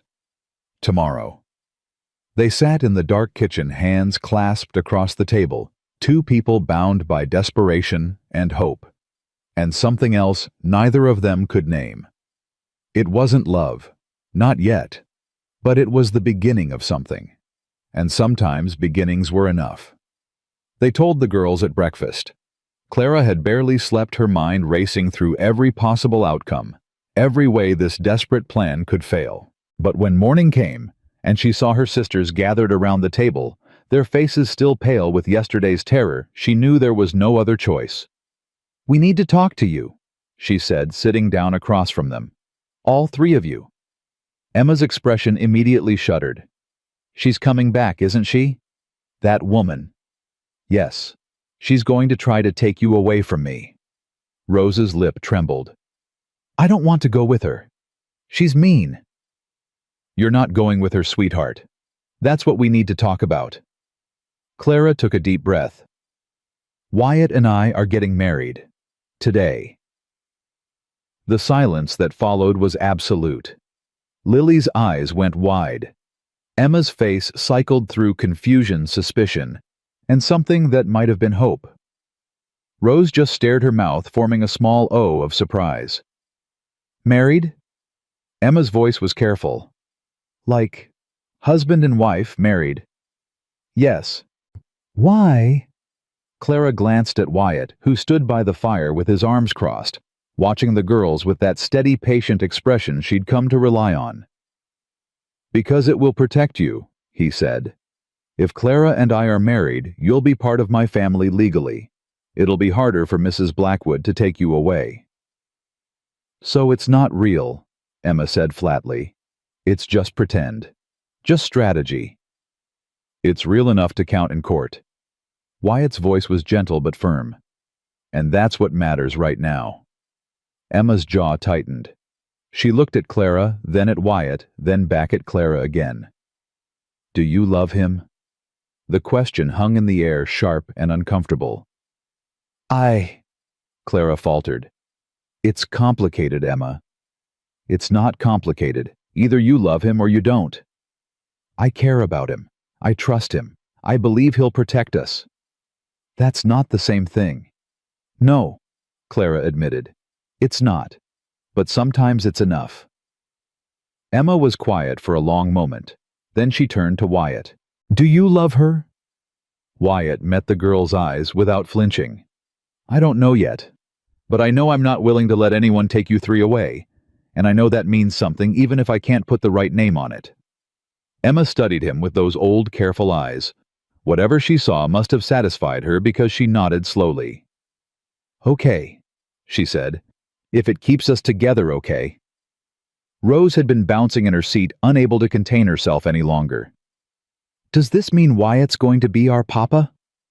Clara's heart clenched. Rose, it's not that simple. He can be if he wants. Rose turned to Wyatt with that devastating directness only children possess. Do you want to be our papa? Wyatt's throat worked. For a moment he couldn't speak. I want to be whatever you need me to be, he said finally. If that's papa, then yes. If that's something else, that's fine too. Rose considered this gravely. Then she slid off her chair, walked across the room, and wrapped her small arms around Wyatt's waist. I want you to be my papa, she said into his shirt. I've wanted that since the first night, when you held me by the fire and I was so cold, and you made me warm again. Wyatt's hand came up to rest on her golden curls, and Clara saw something crack open in his expression, something he'd kept locked away for 3 years.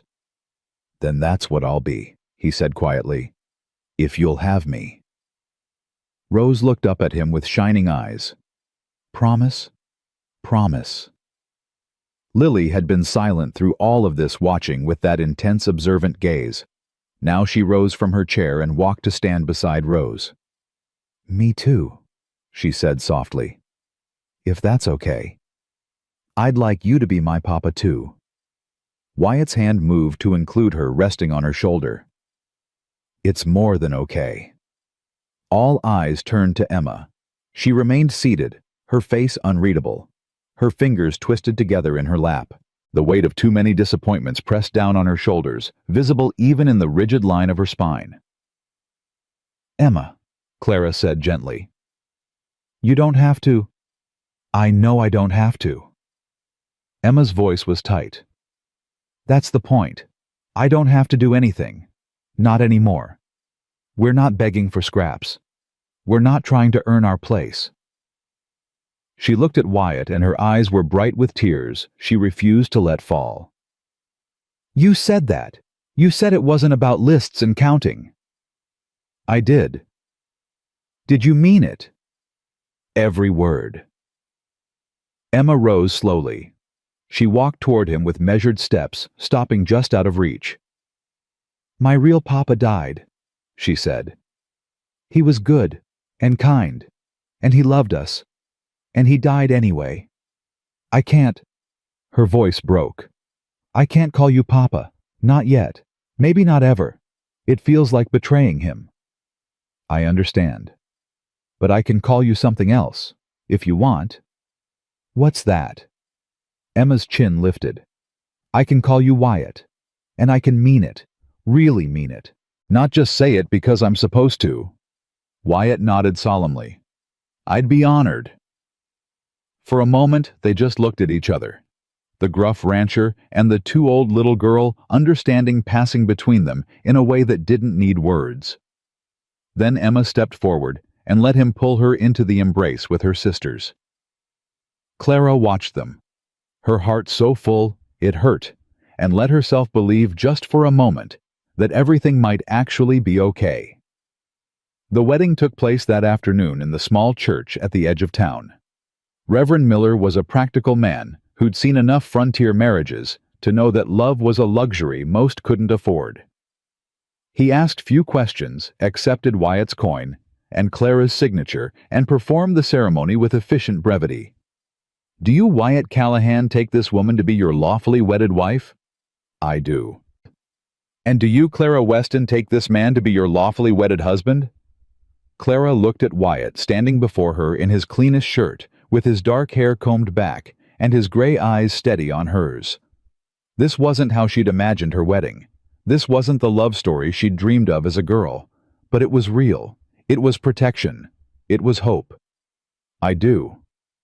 The Reverend pronounced them married, and Wyatt leaned forward to press a brief chaste kiss to her forehead. It wasn't romantic. It wasn't passionate. But it was gentle, and it was honest. And Clara felt something settle in her chest that had been restless for a very long time. The girls had watched the ceremony from the front pew. Rose was practically vibrating with excitement. Lily clutched her sister's hand with quiet intensity. Emma sat straight-backed and solemn, but when Clara turned to face them as Mrs. Callahan, she saw something new in the girl's expression. Not quite trust. Not yet, but the beginning of it. Jeb and two of the ranch hands had served as witnesses. They congratulated the newlyweds with gruff sincerity, and Mrs. Henderson from the general store, who'd somehow gotten wind of the ceremony, pressed a small bouquet of dried wildflowers into Clara's hands. Welcome to the territory, Mrs. Callahan, she said warmly. We're glad to have you. Mrs. Callahan. The name felt strange in Clara's ears, like clothes that didn't quite fit yet. But she smiled and thanked Mrs. Henderson and let herself imagine a future where it might start to feel natural. The ride back to the ranch was quiet. Rose fell asleep against Clara's shoulder, exhausted by excitement. Lily sat pressed against Emma, both girls lost in their own thoughts. Wyatt drove the wagon in silence, his jaw tight, his eyes fixed on the road ahead. Are you regretting it already? Clara asked softly, low enough that the girls wouldn't hear. No. His answer was immediate. Just thinking. About what? About what comes next? He glanced at her briefly. Margaret won't stop. This marriage buys us time, but it won't end her claim. I know. She'll bring lawyers. Maybe a judge from Boston if she can manage it. Someone who owes her favors who'll rule in her favor regardless of what's right. I know that too. So we need more than just a marriage license. We need the town on our side. We need witnesses who will testify that those girls are happy here, that you're a good mother, that this is where they belong. Clara nodded slowly. How do we do that?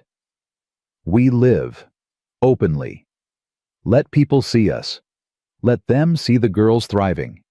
Let them see that we're a real family, not just a legal convenience. Wyatt's grip tightened on the reins. And we prepare for a fight. Because it's coming whether we want it or not. That night, Clara stood in Wyatt's bedroom, suddenly uncertain. They were married now. This was supposed to be their wedding night. But nothing about their situation was supposed to be, and she didn't know what he expected. I can sleep in the girls' room, she said, her voice barely above a whisper. If you'd prefer. Wyatt was sitting on the edge of the bed, pulling off his boots. He looked up at her, his expression unreadable in the lamplight. Is that what you want? I want to not make this harder than it has to be. He was quiet for a moment. Then he stood and crossed to where she stood frozen by the door. "Clara." His voice was gentle. "I didn't marry you to get something from you. I married you to protect your family. Our family.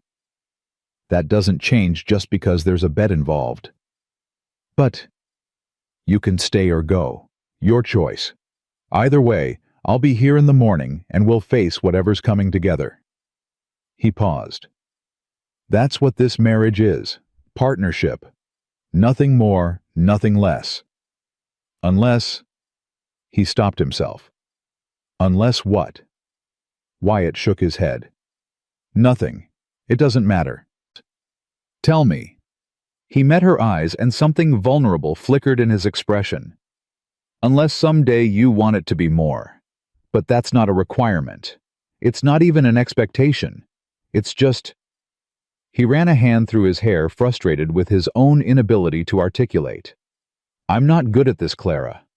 I don't know the right words." "You're doing fine." "I'm doing terrible. What I'm trying to say is that you're safe here. In every way. I'm not going to pressure you or demand things you're not ready to give. We'll figure this out as we go, same as everything else." Clara felt tears prick at her eyes. "You keep saying things like that." "Like what?" "Like you actually mean them." "That's because I do." She moved toward him without fully deciding to stopping close enough to feel the warmth radiating from his body. "No one's ever treated me like this before. Like I matter. Like what I want matters." "Then everyone you've known before was a damn fool." A watery laugh escaped her. "Maybe." "No, maybe about it." They stood there in the dim light, close but not touching the air between them, charged with something neither was ready to name. "I'll stay," Clara said finally. "If you're sure." "I'm sure." "Then I'll stay." They slept on opposite sides of the bed that night, carefully separated by a foot of empty space. But sometime in the small hours, Clara woke to find Wyatt's hand resting near hers close enough that their fingers almost touched. She didn't pull away, and neither did he.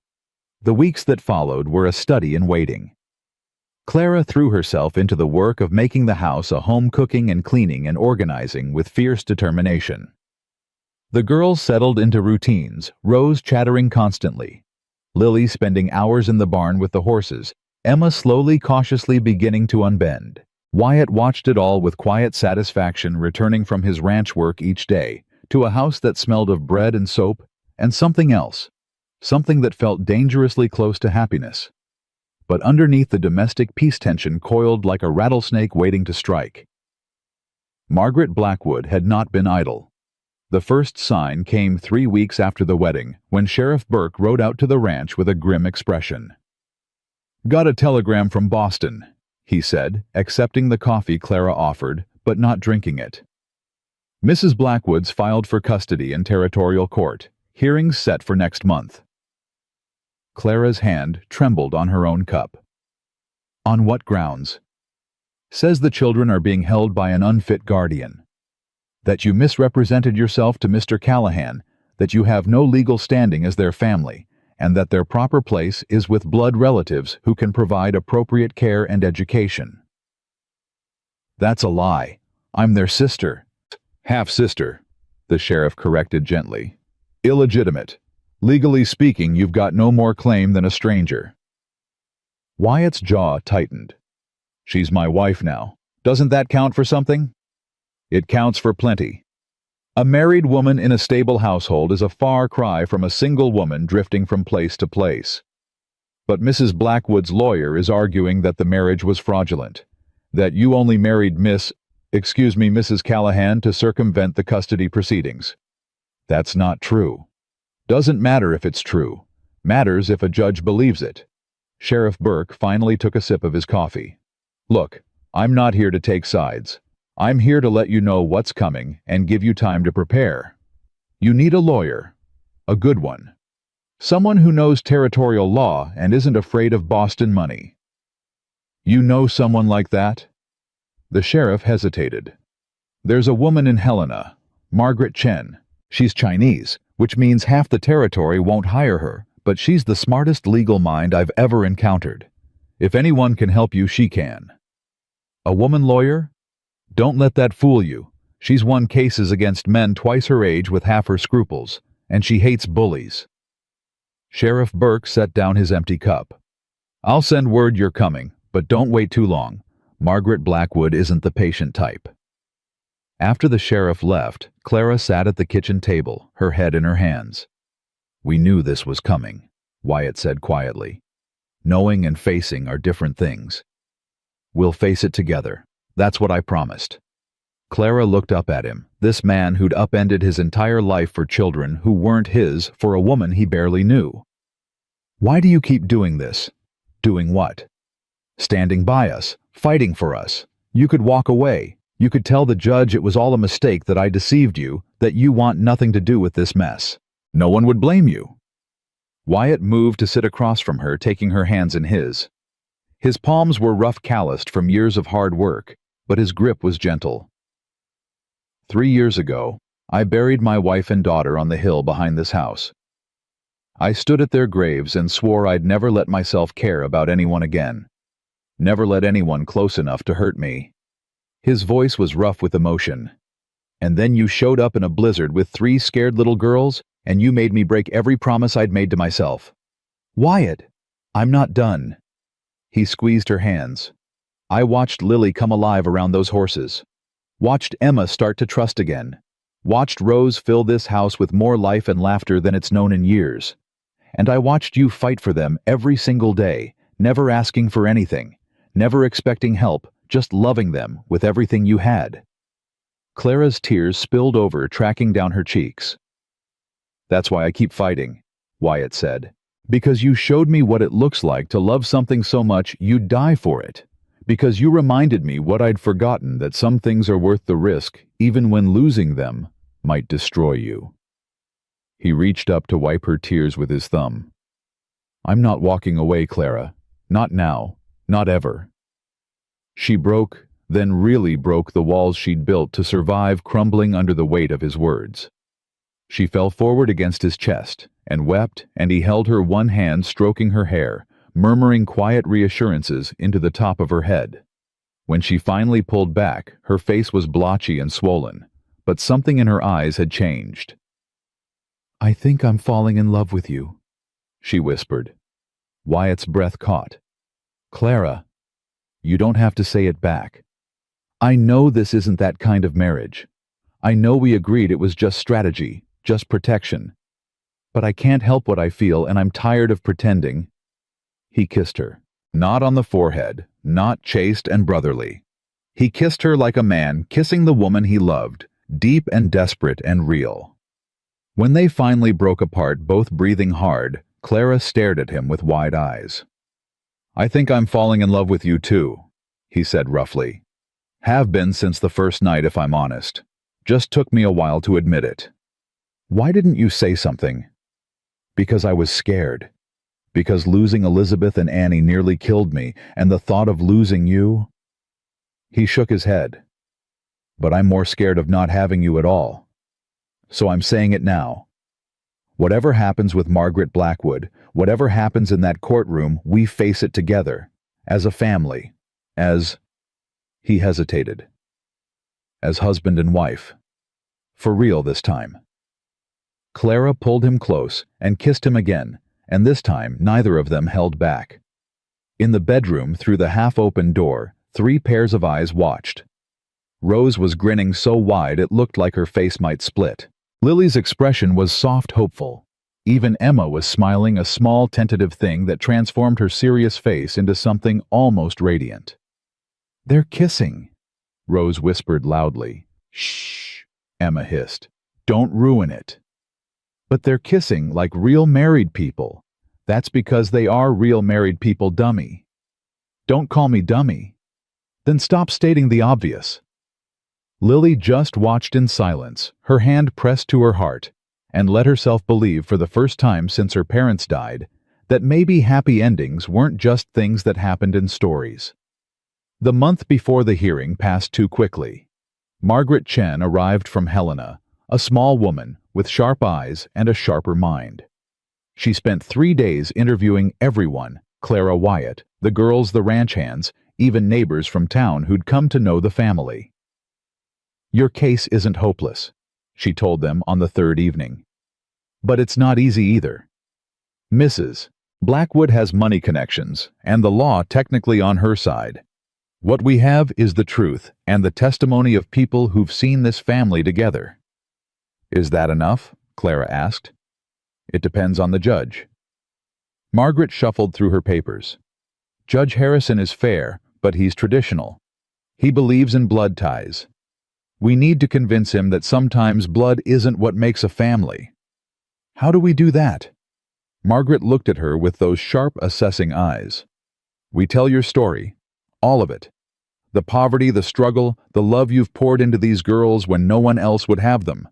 We show him what kind of life they'll have here versus what kind of life they'll have with a woman who ignored them for 2 years and only wants them now to prove a point." "And the girls?" Wyatt asked. "Will they have to testify?" "Probably. The judge will want to hear from them directly." Clara's face went pale. "They're children. Emma's only 10. Rose is 4. "I know, but their voices might be the most powerful thing we have. Children know when they're loved. They know when they're safe. If they can tell the judge that in their own words." Margaret shrugged. "It might make all the difference." The night before the hearing, Clara found Emma sitting alone on the porch, staring at the stars. "Can't sleep?" Clara asked, settling beside her.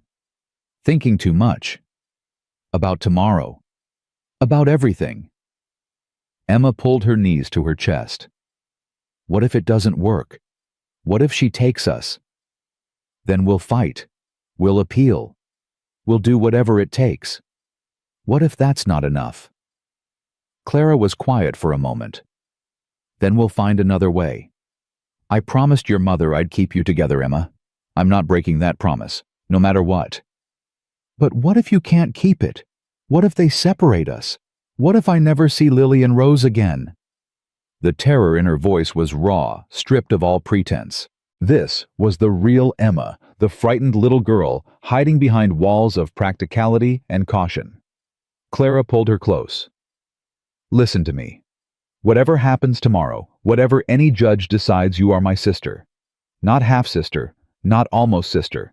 My sister. And I will spend every day of my life fighting to keep us together. Do you understand?" Emma's arms came up to grip Clara tight. "I'm scared." "I know, baby. I'm scared too. I don't want to lose this. I don't want to lose Wyatt and the horses and this house that finally feels like home." "You won't.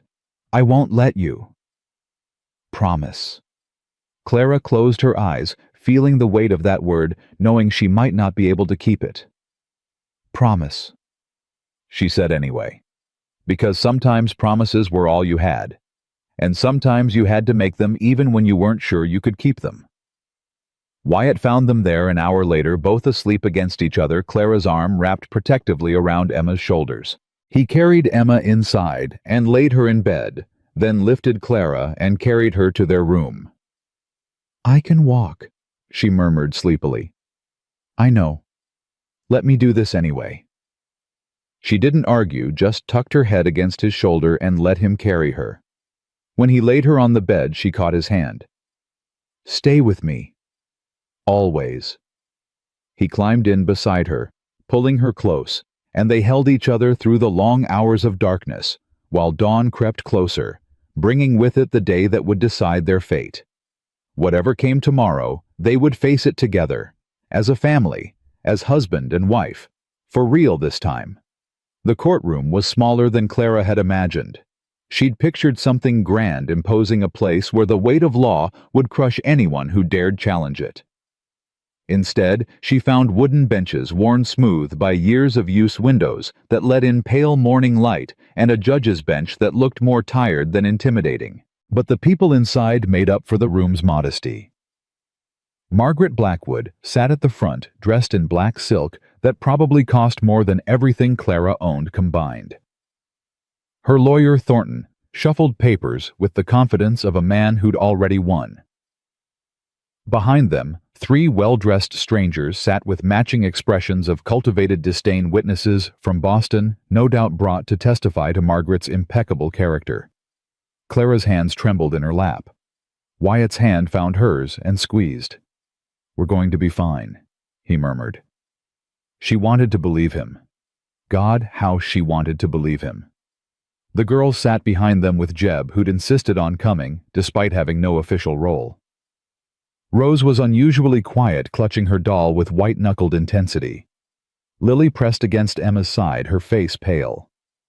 Emma sat straight-backed and rigid, her eyes fixed on Margaret Blackwood, with an expression that was half terror, half defiance. Margaret Chen sat beside Clara, her documents organized with military precision. She'd been calm all morning, reassuring, but Clara had seen the tightness around her eyes when she'd reviewed the opposing counsel's witness list. "All rise." Judge Harrison entered, a man in his 60s with iron-gray hair and eyes that missed nothing. He settled into his chair with the weariness of someone who'd seen too many family disputes, too many children caught between adults who should have known better. "Be seated." He shuffled through papers. "We're here today to determine custody of three minor children, Emma Lilly and Rose Hartwell. Petitioner is Mrs. Margaret Blackwood of Boston, represented by Mr. James Thornton. Respondent is Mrs. Clara Callahan, represented by Miss Margaret Chen." His gaze swept the courtroom. "I'll hear opening statements. Mr. Thornton, you may proceed." Thornton rose with practiced ease. "Your Honor, this case is simple. 3 innocent children have been effectively kidnapped by a woman with no legal right to them. Mrs. Blackwood is their aunt, their closest living blood relative. A woman of impeccable standing who can provide these girls with education, opportunity, and proper society. Miss Weston, excuse me. Mrs. Callahan is an illegitimate daughter of the children's father with no legal connection to them whatsoever. She took them without authorization, fled across multiple states to avoid detection, and only recently entered into a hasty marriage in an obvious attempt to circumvent these proceedings." He paused for effect. "The law is clear, Your Honor. Blood relation takes precedence. Mrs. Blackwood has both the legal right and the moral obligation to raise her sister's children in the manner they deserve. We ask that you grant her full custody immediately." Clara felt sick. When he put it like that, it sounded so reasonable, so logical, so damning. Margaret Chen rose slowly, her calm demeanor a striking contrast to Thornton's theatrical confidence. "Your Honor, my colleague speaks of law and blood relation. Let me speak of truth. The truth is that Margaret Blackwood ignored these children for their entire lives. She visited once 5 years ago and left after insulting their mother and calling the children unsuitable. She made no attempt to contact them after their parents' death. She provided no support during the 2 years Mrs. Callahan spent caring for them alone. She only appeared when she learned they'd found stability, happiness, and a loving home." Margaret Chen's voice remained even, but her words carried weight. "The truth is that Clara Callahan is these children's sister. Not half-sister, not illegitimate connection sister. She was raised alongside them by their mother, who treated her as a daughter and entrusted her with their care on her deathbed. She has sacrificed everything for them. Her comfort, her security, her future. She went hungry so they could eat. She worked herself to exhaustion so they could have shelter. She loved them with a devotion that most blood relatives never achieve." She turned to face the judge directly. "Your Honor, we're not asking you to ignore the law. We're asking you to remember what the law is for protecting children. These girls are thriving. They're loved. They're safe. Removing them from the only mother they've known to place them with a stranger who's shown no genuine interest in their welfare would be cruel and traumatic. We ask that you consider what's truly best for these children, not what's technically legal for their aunt." Judge Harrison's expression remained unreadable. "Thank you, counselors. We'll begin with witnesses. Mr. Thornton." The next 2 hours were torture. Thornton called his Boston witnesses one by one. They testified to Margaret's charitable works, her social standing, her beautiful home with rooms already prepared for the girls. They spoke of the schools waiting for them, the opportunities they'd have, the proper upbringing they deserved. When asked about Margaret's relationship with the children, they grew vague. "Mrs. Blackwood speaks of them often," one said. "She's deeply concerned for their welfare." "But has she met them?" Margaret Chen asked during cross-examination. "Once, I believe, several years ago. And she's maintained regular contact since then, letters, gifts." The witness shifted uncomfortably. "Mrs. Blackwood is a busy woman." "I'll take that as a no." Margaret Blackwood herself took the stand with regal composure. She spoke of family obligation, of her sister's memory, of her duty to provide these poor orphaned children with the life they deserved. "And why did you wait 2 years to pursue custody?" Margaret Chen asked. "I didn't know where they were. Clara Weston deliberately hid them from me." "But you knew they existed. You knew they'd been orphaned." "I assumed they were being cared for. I had no reason to believe—" "No reason." Margaret Chen's voice sharpened. "Their parents died leaving nothing. No money, no property, no provisions. Did you make any effort to find out what happened to them?" Margaret Blackwood's composure flickered. "I was grieving my sister. For 2 years. Grief doesn't follow a schedule, Miss Chen. Neither does love, Mrs. Blackwood. And in 2 years of supposed grief, you never once tried to find your sister's children." "That's not—" "Thank you.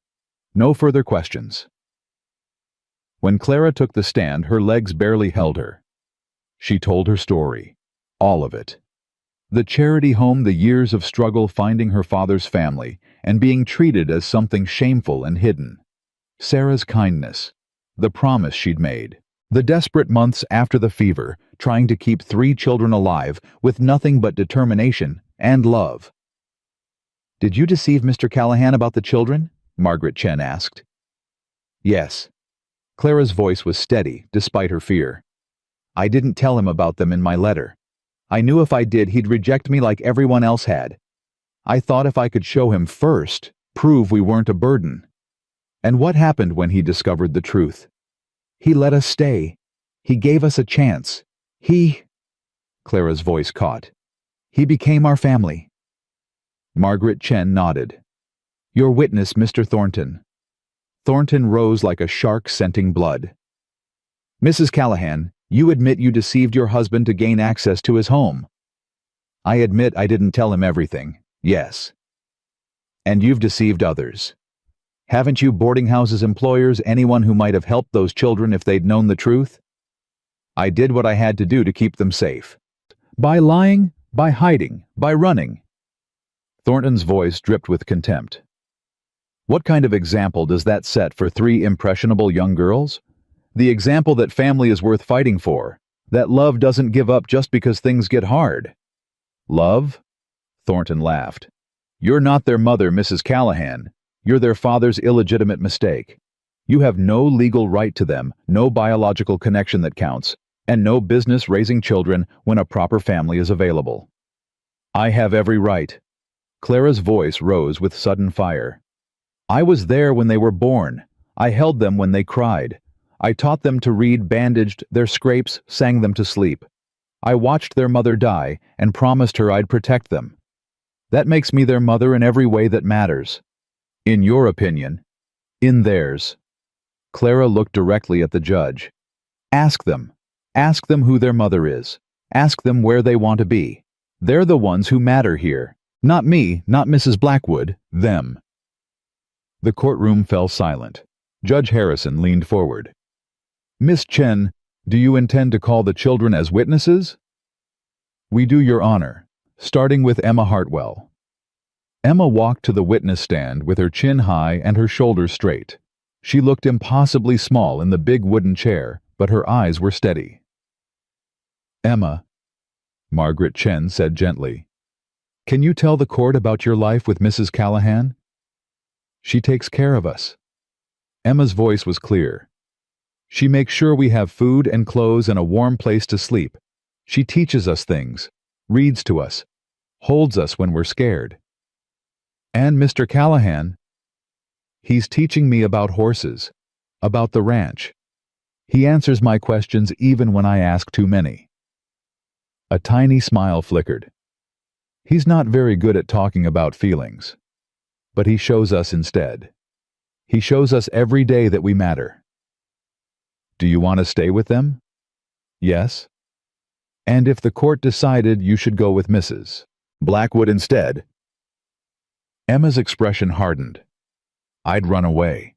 I'd take my sisters and I'd run, and I'd keep running until we found our way back, because that ranch is our home. Clara is our mother. And nobody— Her voice cracked, but she pushed through. Nobody gets to take that away from us. Not anymore. Thornton's cross-examination was brief and brutal. Emma, you're 10 years old. Do you really think you know what's best for you? I know what's worst for me. Emma's eyes met his without flinching. I know what it feels like to be sent away. To be told you're a burden. To watch your sisters cry because another family doesn't want them. I know what it's like to have nothing and no one. Her voice dropped. And I know what it feels like to finally have a home. You can't tell me that's not real just because I'm young. Thornton had no response. Lily testified next, her voice barely above a whisper, but her words crystal clear. I like the horses, she said when asked about her life at the ranch.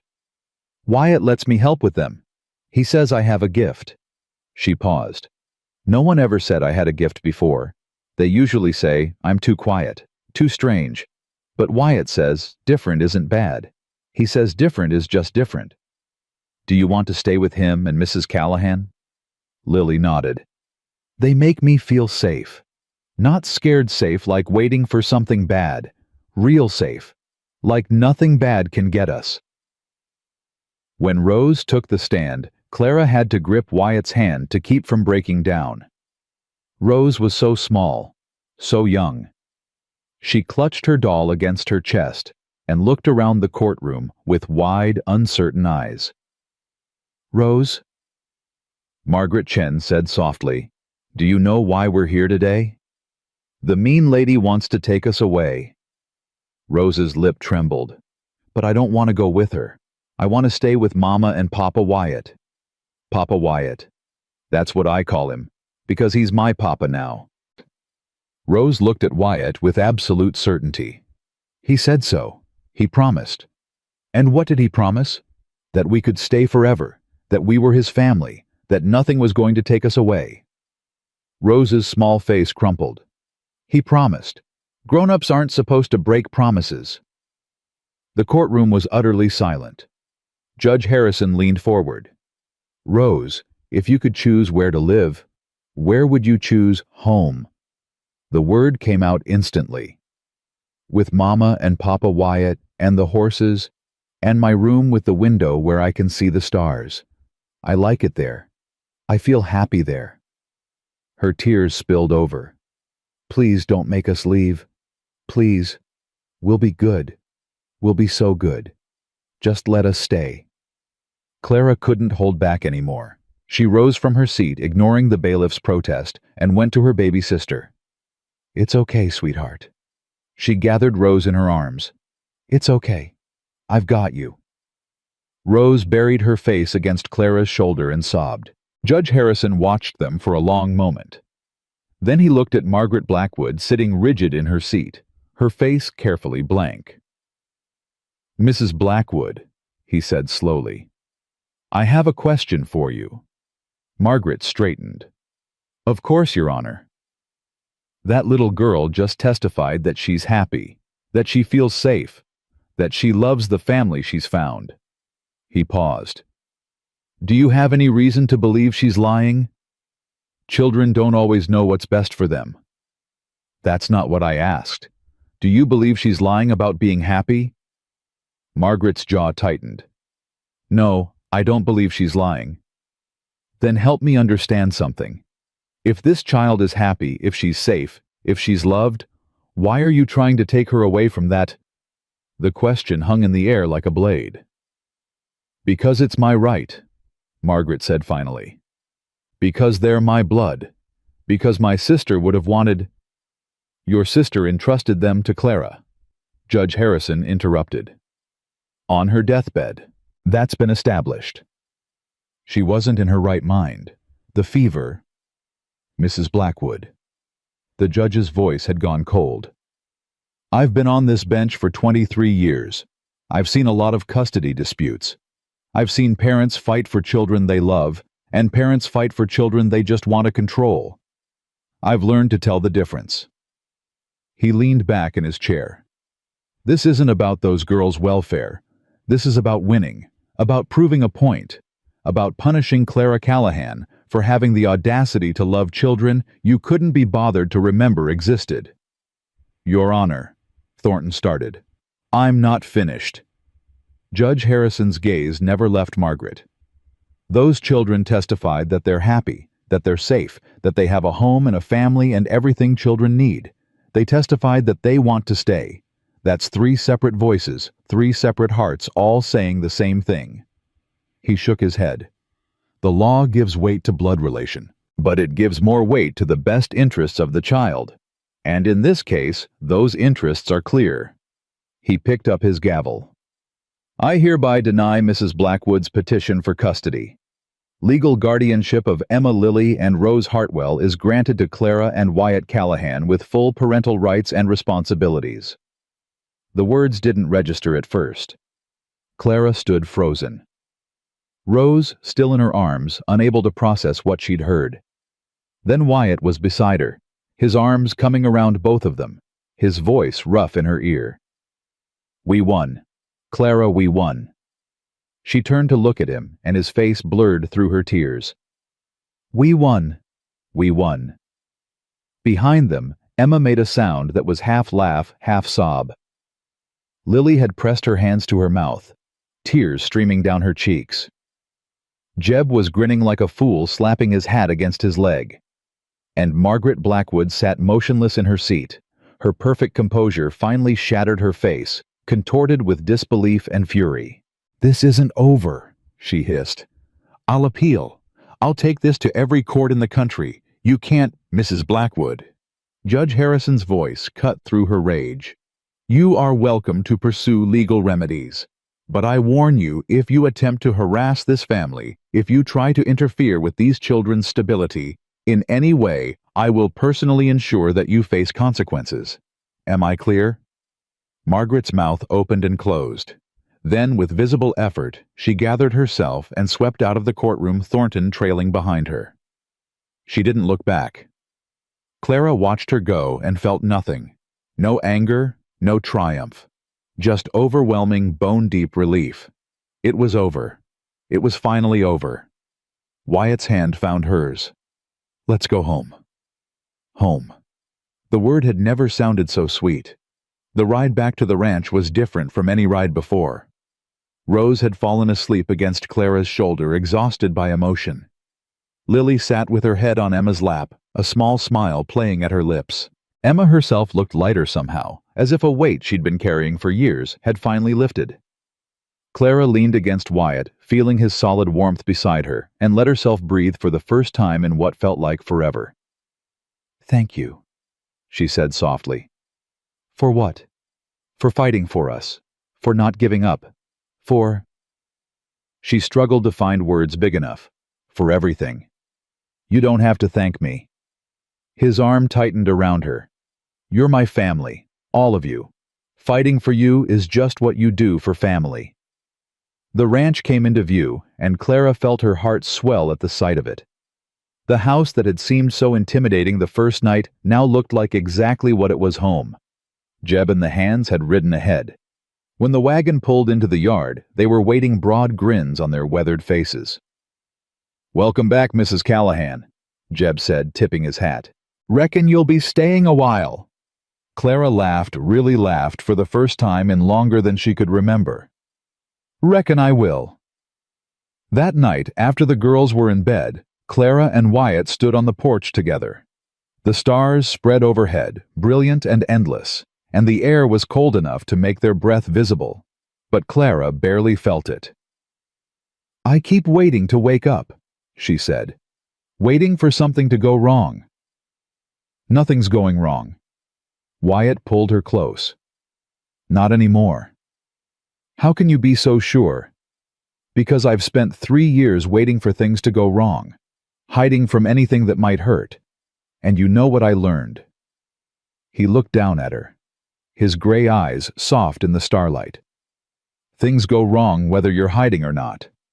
The only thing you get to choose is whether you're alone when they do." Clara reached up to touch his face. "I love you. I know we started this as strategy as protection, but somewhere along the way—" She shook her head. "I love you, Wyatt Callahan. Really love you." "I know." He kissed her forehead. "I love you too. Been trying not to say it because I didn't want to scare you, but I'm tired of not saying things." "Then don't stop. I love you." He kissed her cheek. "I love your courage." Her other cheek. "I love your stubbornness." Her nose. "I love the way you fight for what matters." Her lips soft and lingering. "I love that you made this house feel like home again." Clara melted into him, and for a long moment they just held each other, two broken people who'd found something worth being whole for. "Mama." They pulled apart to find Rose standing in the doorway, rubbing her eyes, her doll clutched against her chest. "What is it? Sweetheart, bad dream?" "No. Good dream." Rose padded across the porch to them, and Wyatt scooped her up without hesitation. "I dreamed we were all together, forever and ever, and nobody was trying to take us away." "That's not a dream anymore," Wyatt said. "That's real." Rose considered this with sleepy seriousness. "Promise?" "Promise." She nodded satisfied and tucked her head against his shoulder. Within moments, she was asleep again. Clara watched them, her husband holding her baby sister, like she was the most precious thing in the world, and felt something settle in her chest. Something that had been restless her entire life, always waiting for the next rejection, the next loss, the next time she'd have to run. That restlessness was gone. In its place was peace. Wyatt caught her watching and smiled. "What?" "Nothing. Just looking at my family." "Your family." He tested the words. "I like the sound of that." "So do I." They went inside together, Rose still asleep in Wyatt's arms. He carried her to the girls' room and laid her gently beside her sisters. Emma stirred her eyes, opening just enough to register that everything was okay before drifting closed again. Lily shifted to make room, her arm coming up automatically to wrap around Rose. Clara stood in the doorway watching them sleep and felt her heart overflow. These were her sisters, her daughters, her family, and no one was ever taking them away again. Wyatt's hand found the small of her back. "Come to bed." She took one last look at the girls, then let him lead her away. Their bedroom was warm, the fire banked low, casting dancing shadows on the walls. Clara changed into her nightgown while Wyatt pulled off his boots, and they climbed into bed together, not on opposite sides this time, but tangled together in the middle, holding on like they'd never let go. "Tomorrow," Wyatt murmured against her hair, "we start building, really building, not just surviving, but living." "What do you mean?" "I mean the girls need proper schooling, the house needs repairs, the ranch needs expanding if it's going to support all of us." He pulled back to look at her. "I mean, we've been so focused on fighting that we haven't had time to plan. Now we do." Clara smiled. "Are you asking me to help you make plans, Wyatt Callahan?" "I'm asking you to help me build a life, Clara Callahan." He kissed her softly. "One that's worth living. One those girls will be proud to inherit. One we can be proud to leave behind." Yes. She didn't have to think about it. Yes to all of it. He smiled, and it transformed his usually stern face into something beautiful. "Good. Now get some sleep. We've got a lot of work to do." Clara closed her eyes, feeling his heartbeat steady against her cheek, and let herself drift. Outside, the Montana winter stretched on cold and white and endless. But inside this house, inside this family, there was nothing but warmth. Spring would come, the snow would melt, The land would wake up and demand tending, and they would be there to tend it. Together. Not because they had to. Not because they had no other choice. Because this was where they belonged. Because this was home. Clara's last thought before sleep claimed her was of Rose's words from earlier. Forever and ever. It wasn't a dream anymore. It was real. It was theirs. And nothing was ever taking it away. The end of Clara and Wyatt's story wasn't an ending at all. It was a beginning. A foundation laid in desperation and fear, built stronger by love and commitment, and cemented by a truth that no court order could create and no legal challenge could destroy. Some families are born. Some are made. The best ones are chosen. And on a ranch in Montana Territory in the winter of 1887, 4 lost souls had chosen each other. That choice would define their lives. It would shape their children. It would echo through generations. Because in the end, family isn't about blood or law or what society says is proper. Family is about showing up, fighting through. Holding on when letting go would be easier. Family is about love that doesn't give up. And that kind of love, that fierce, stubborn, impossible love, that's the only thing that really matters. That's the only thing that lasts.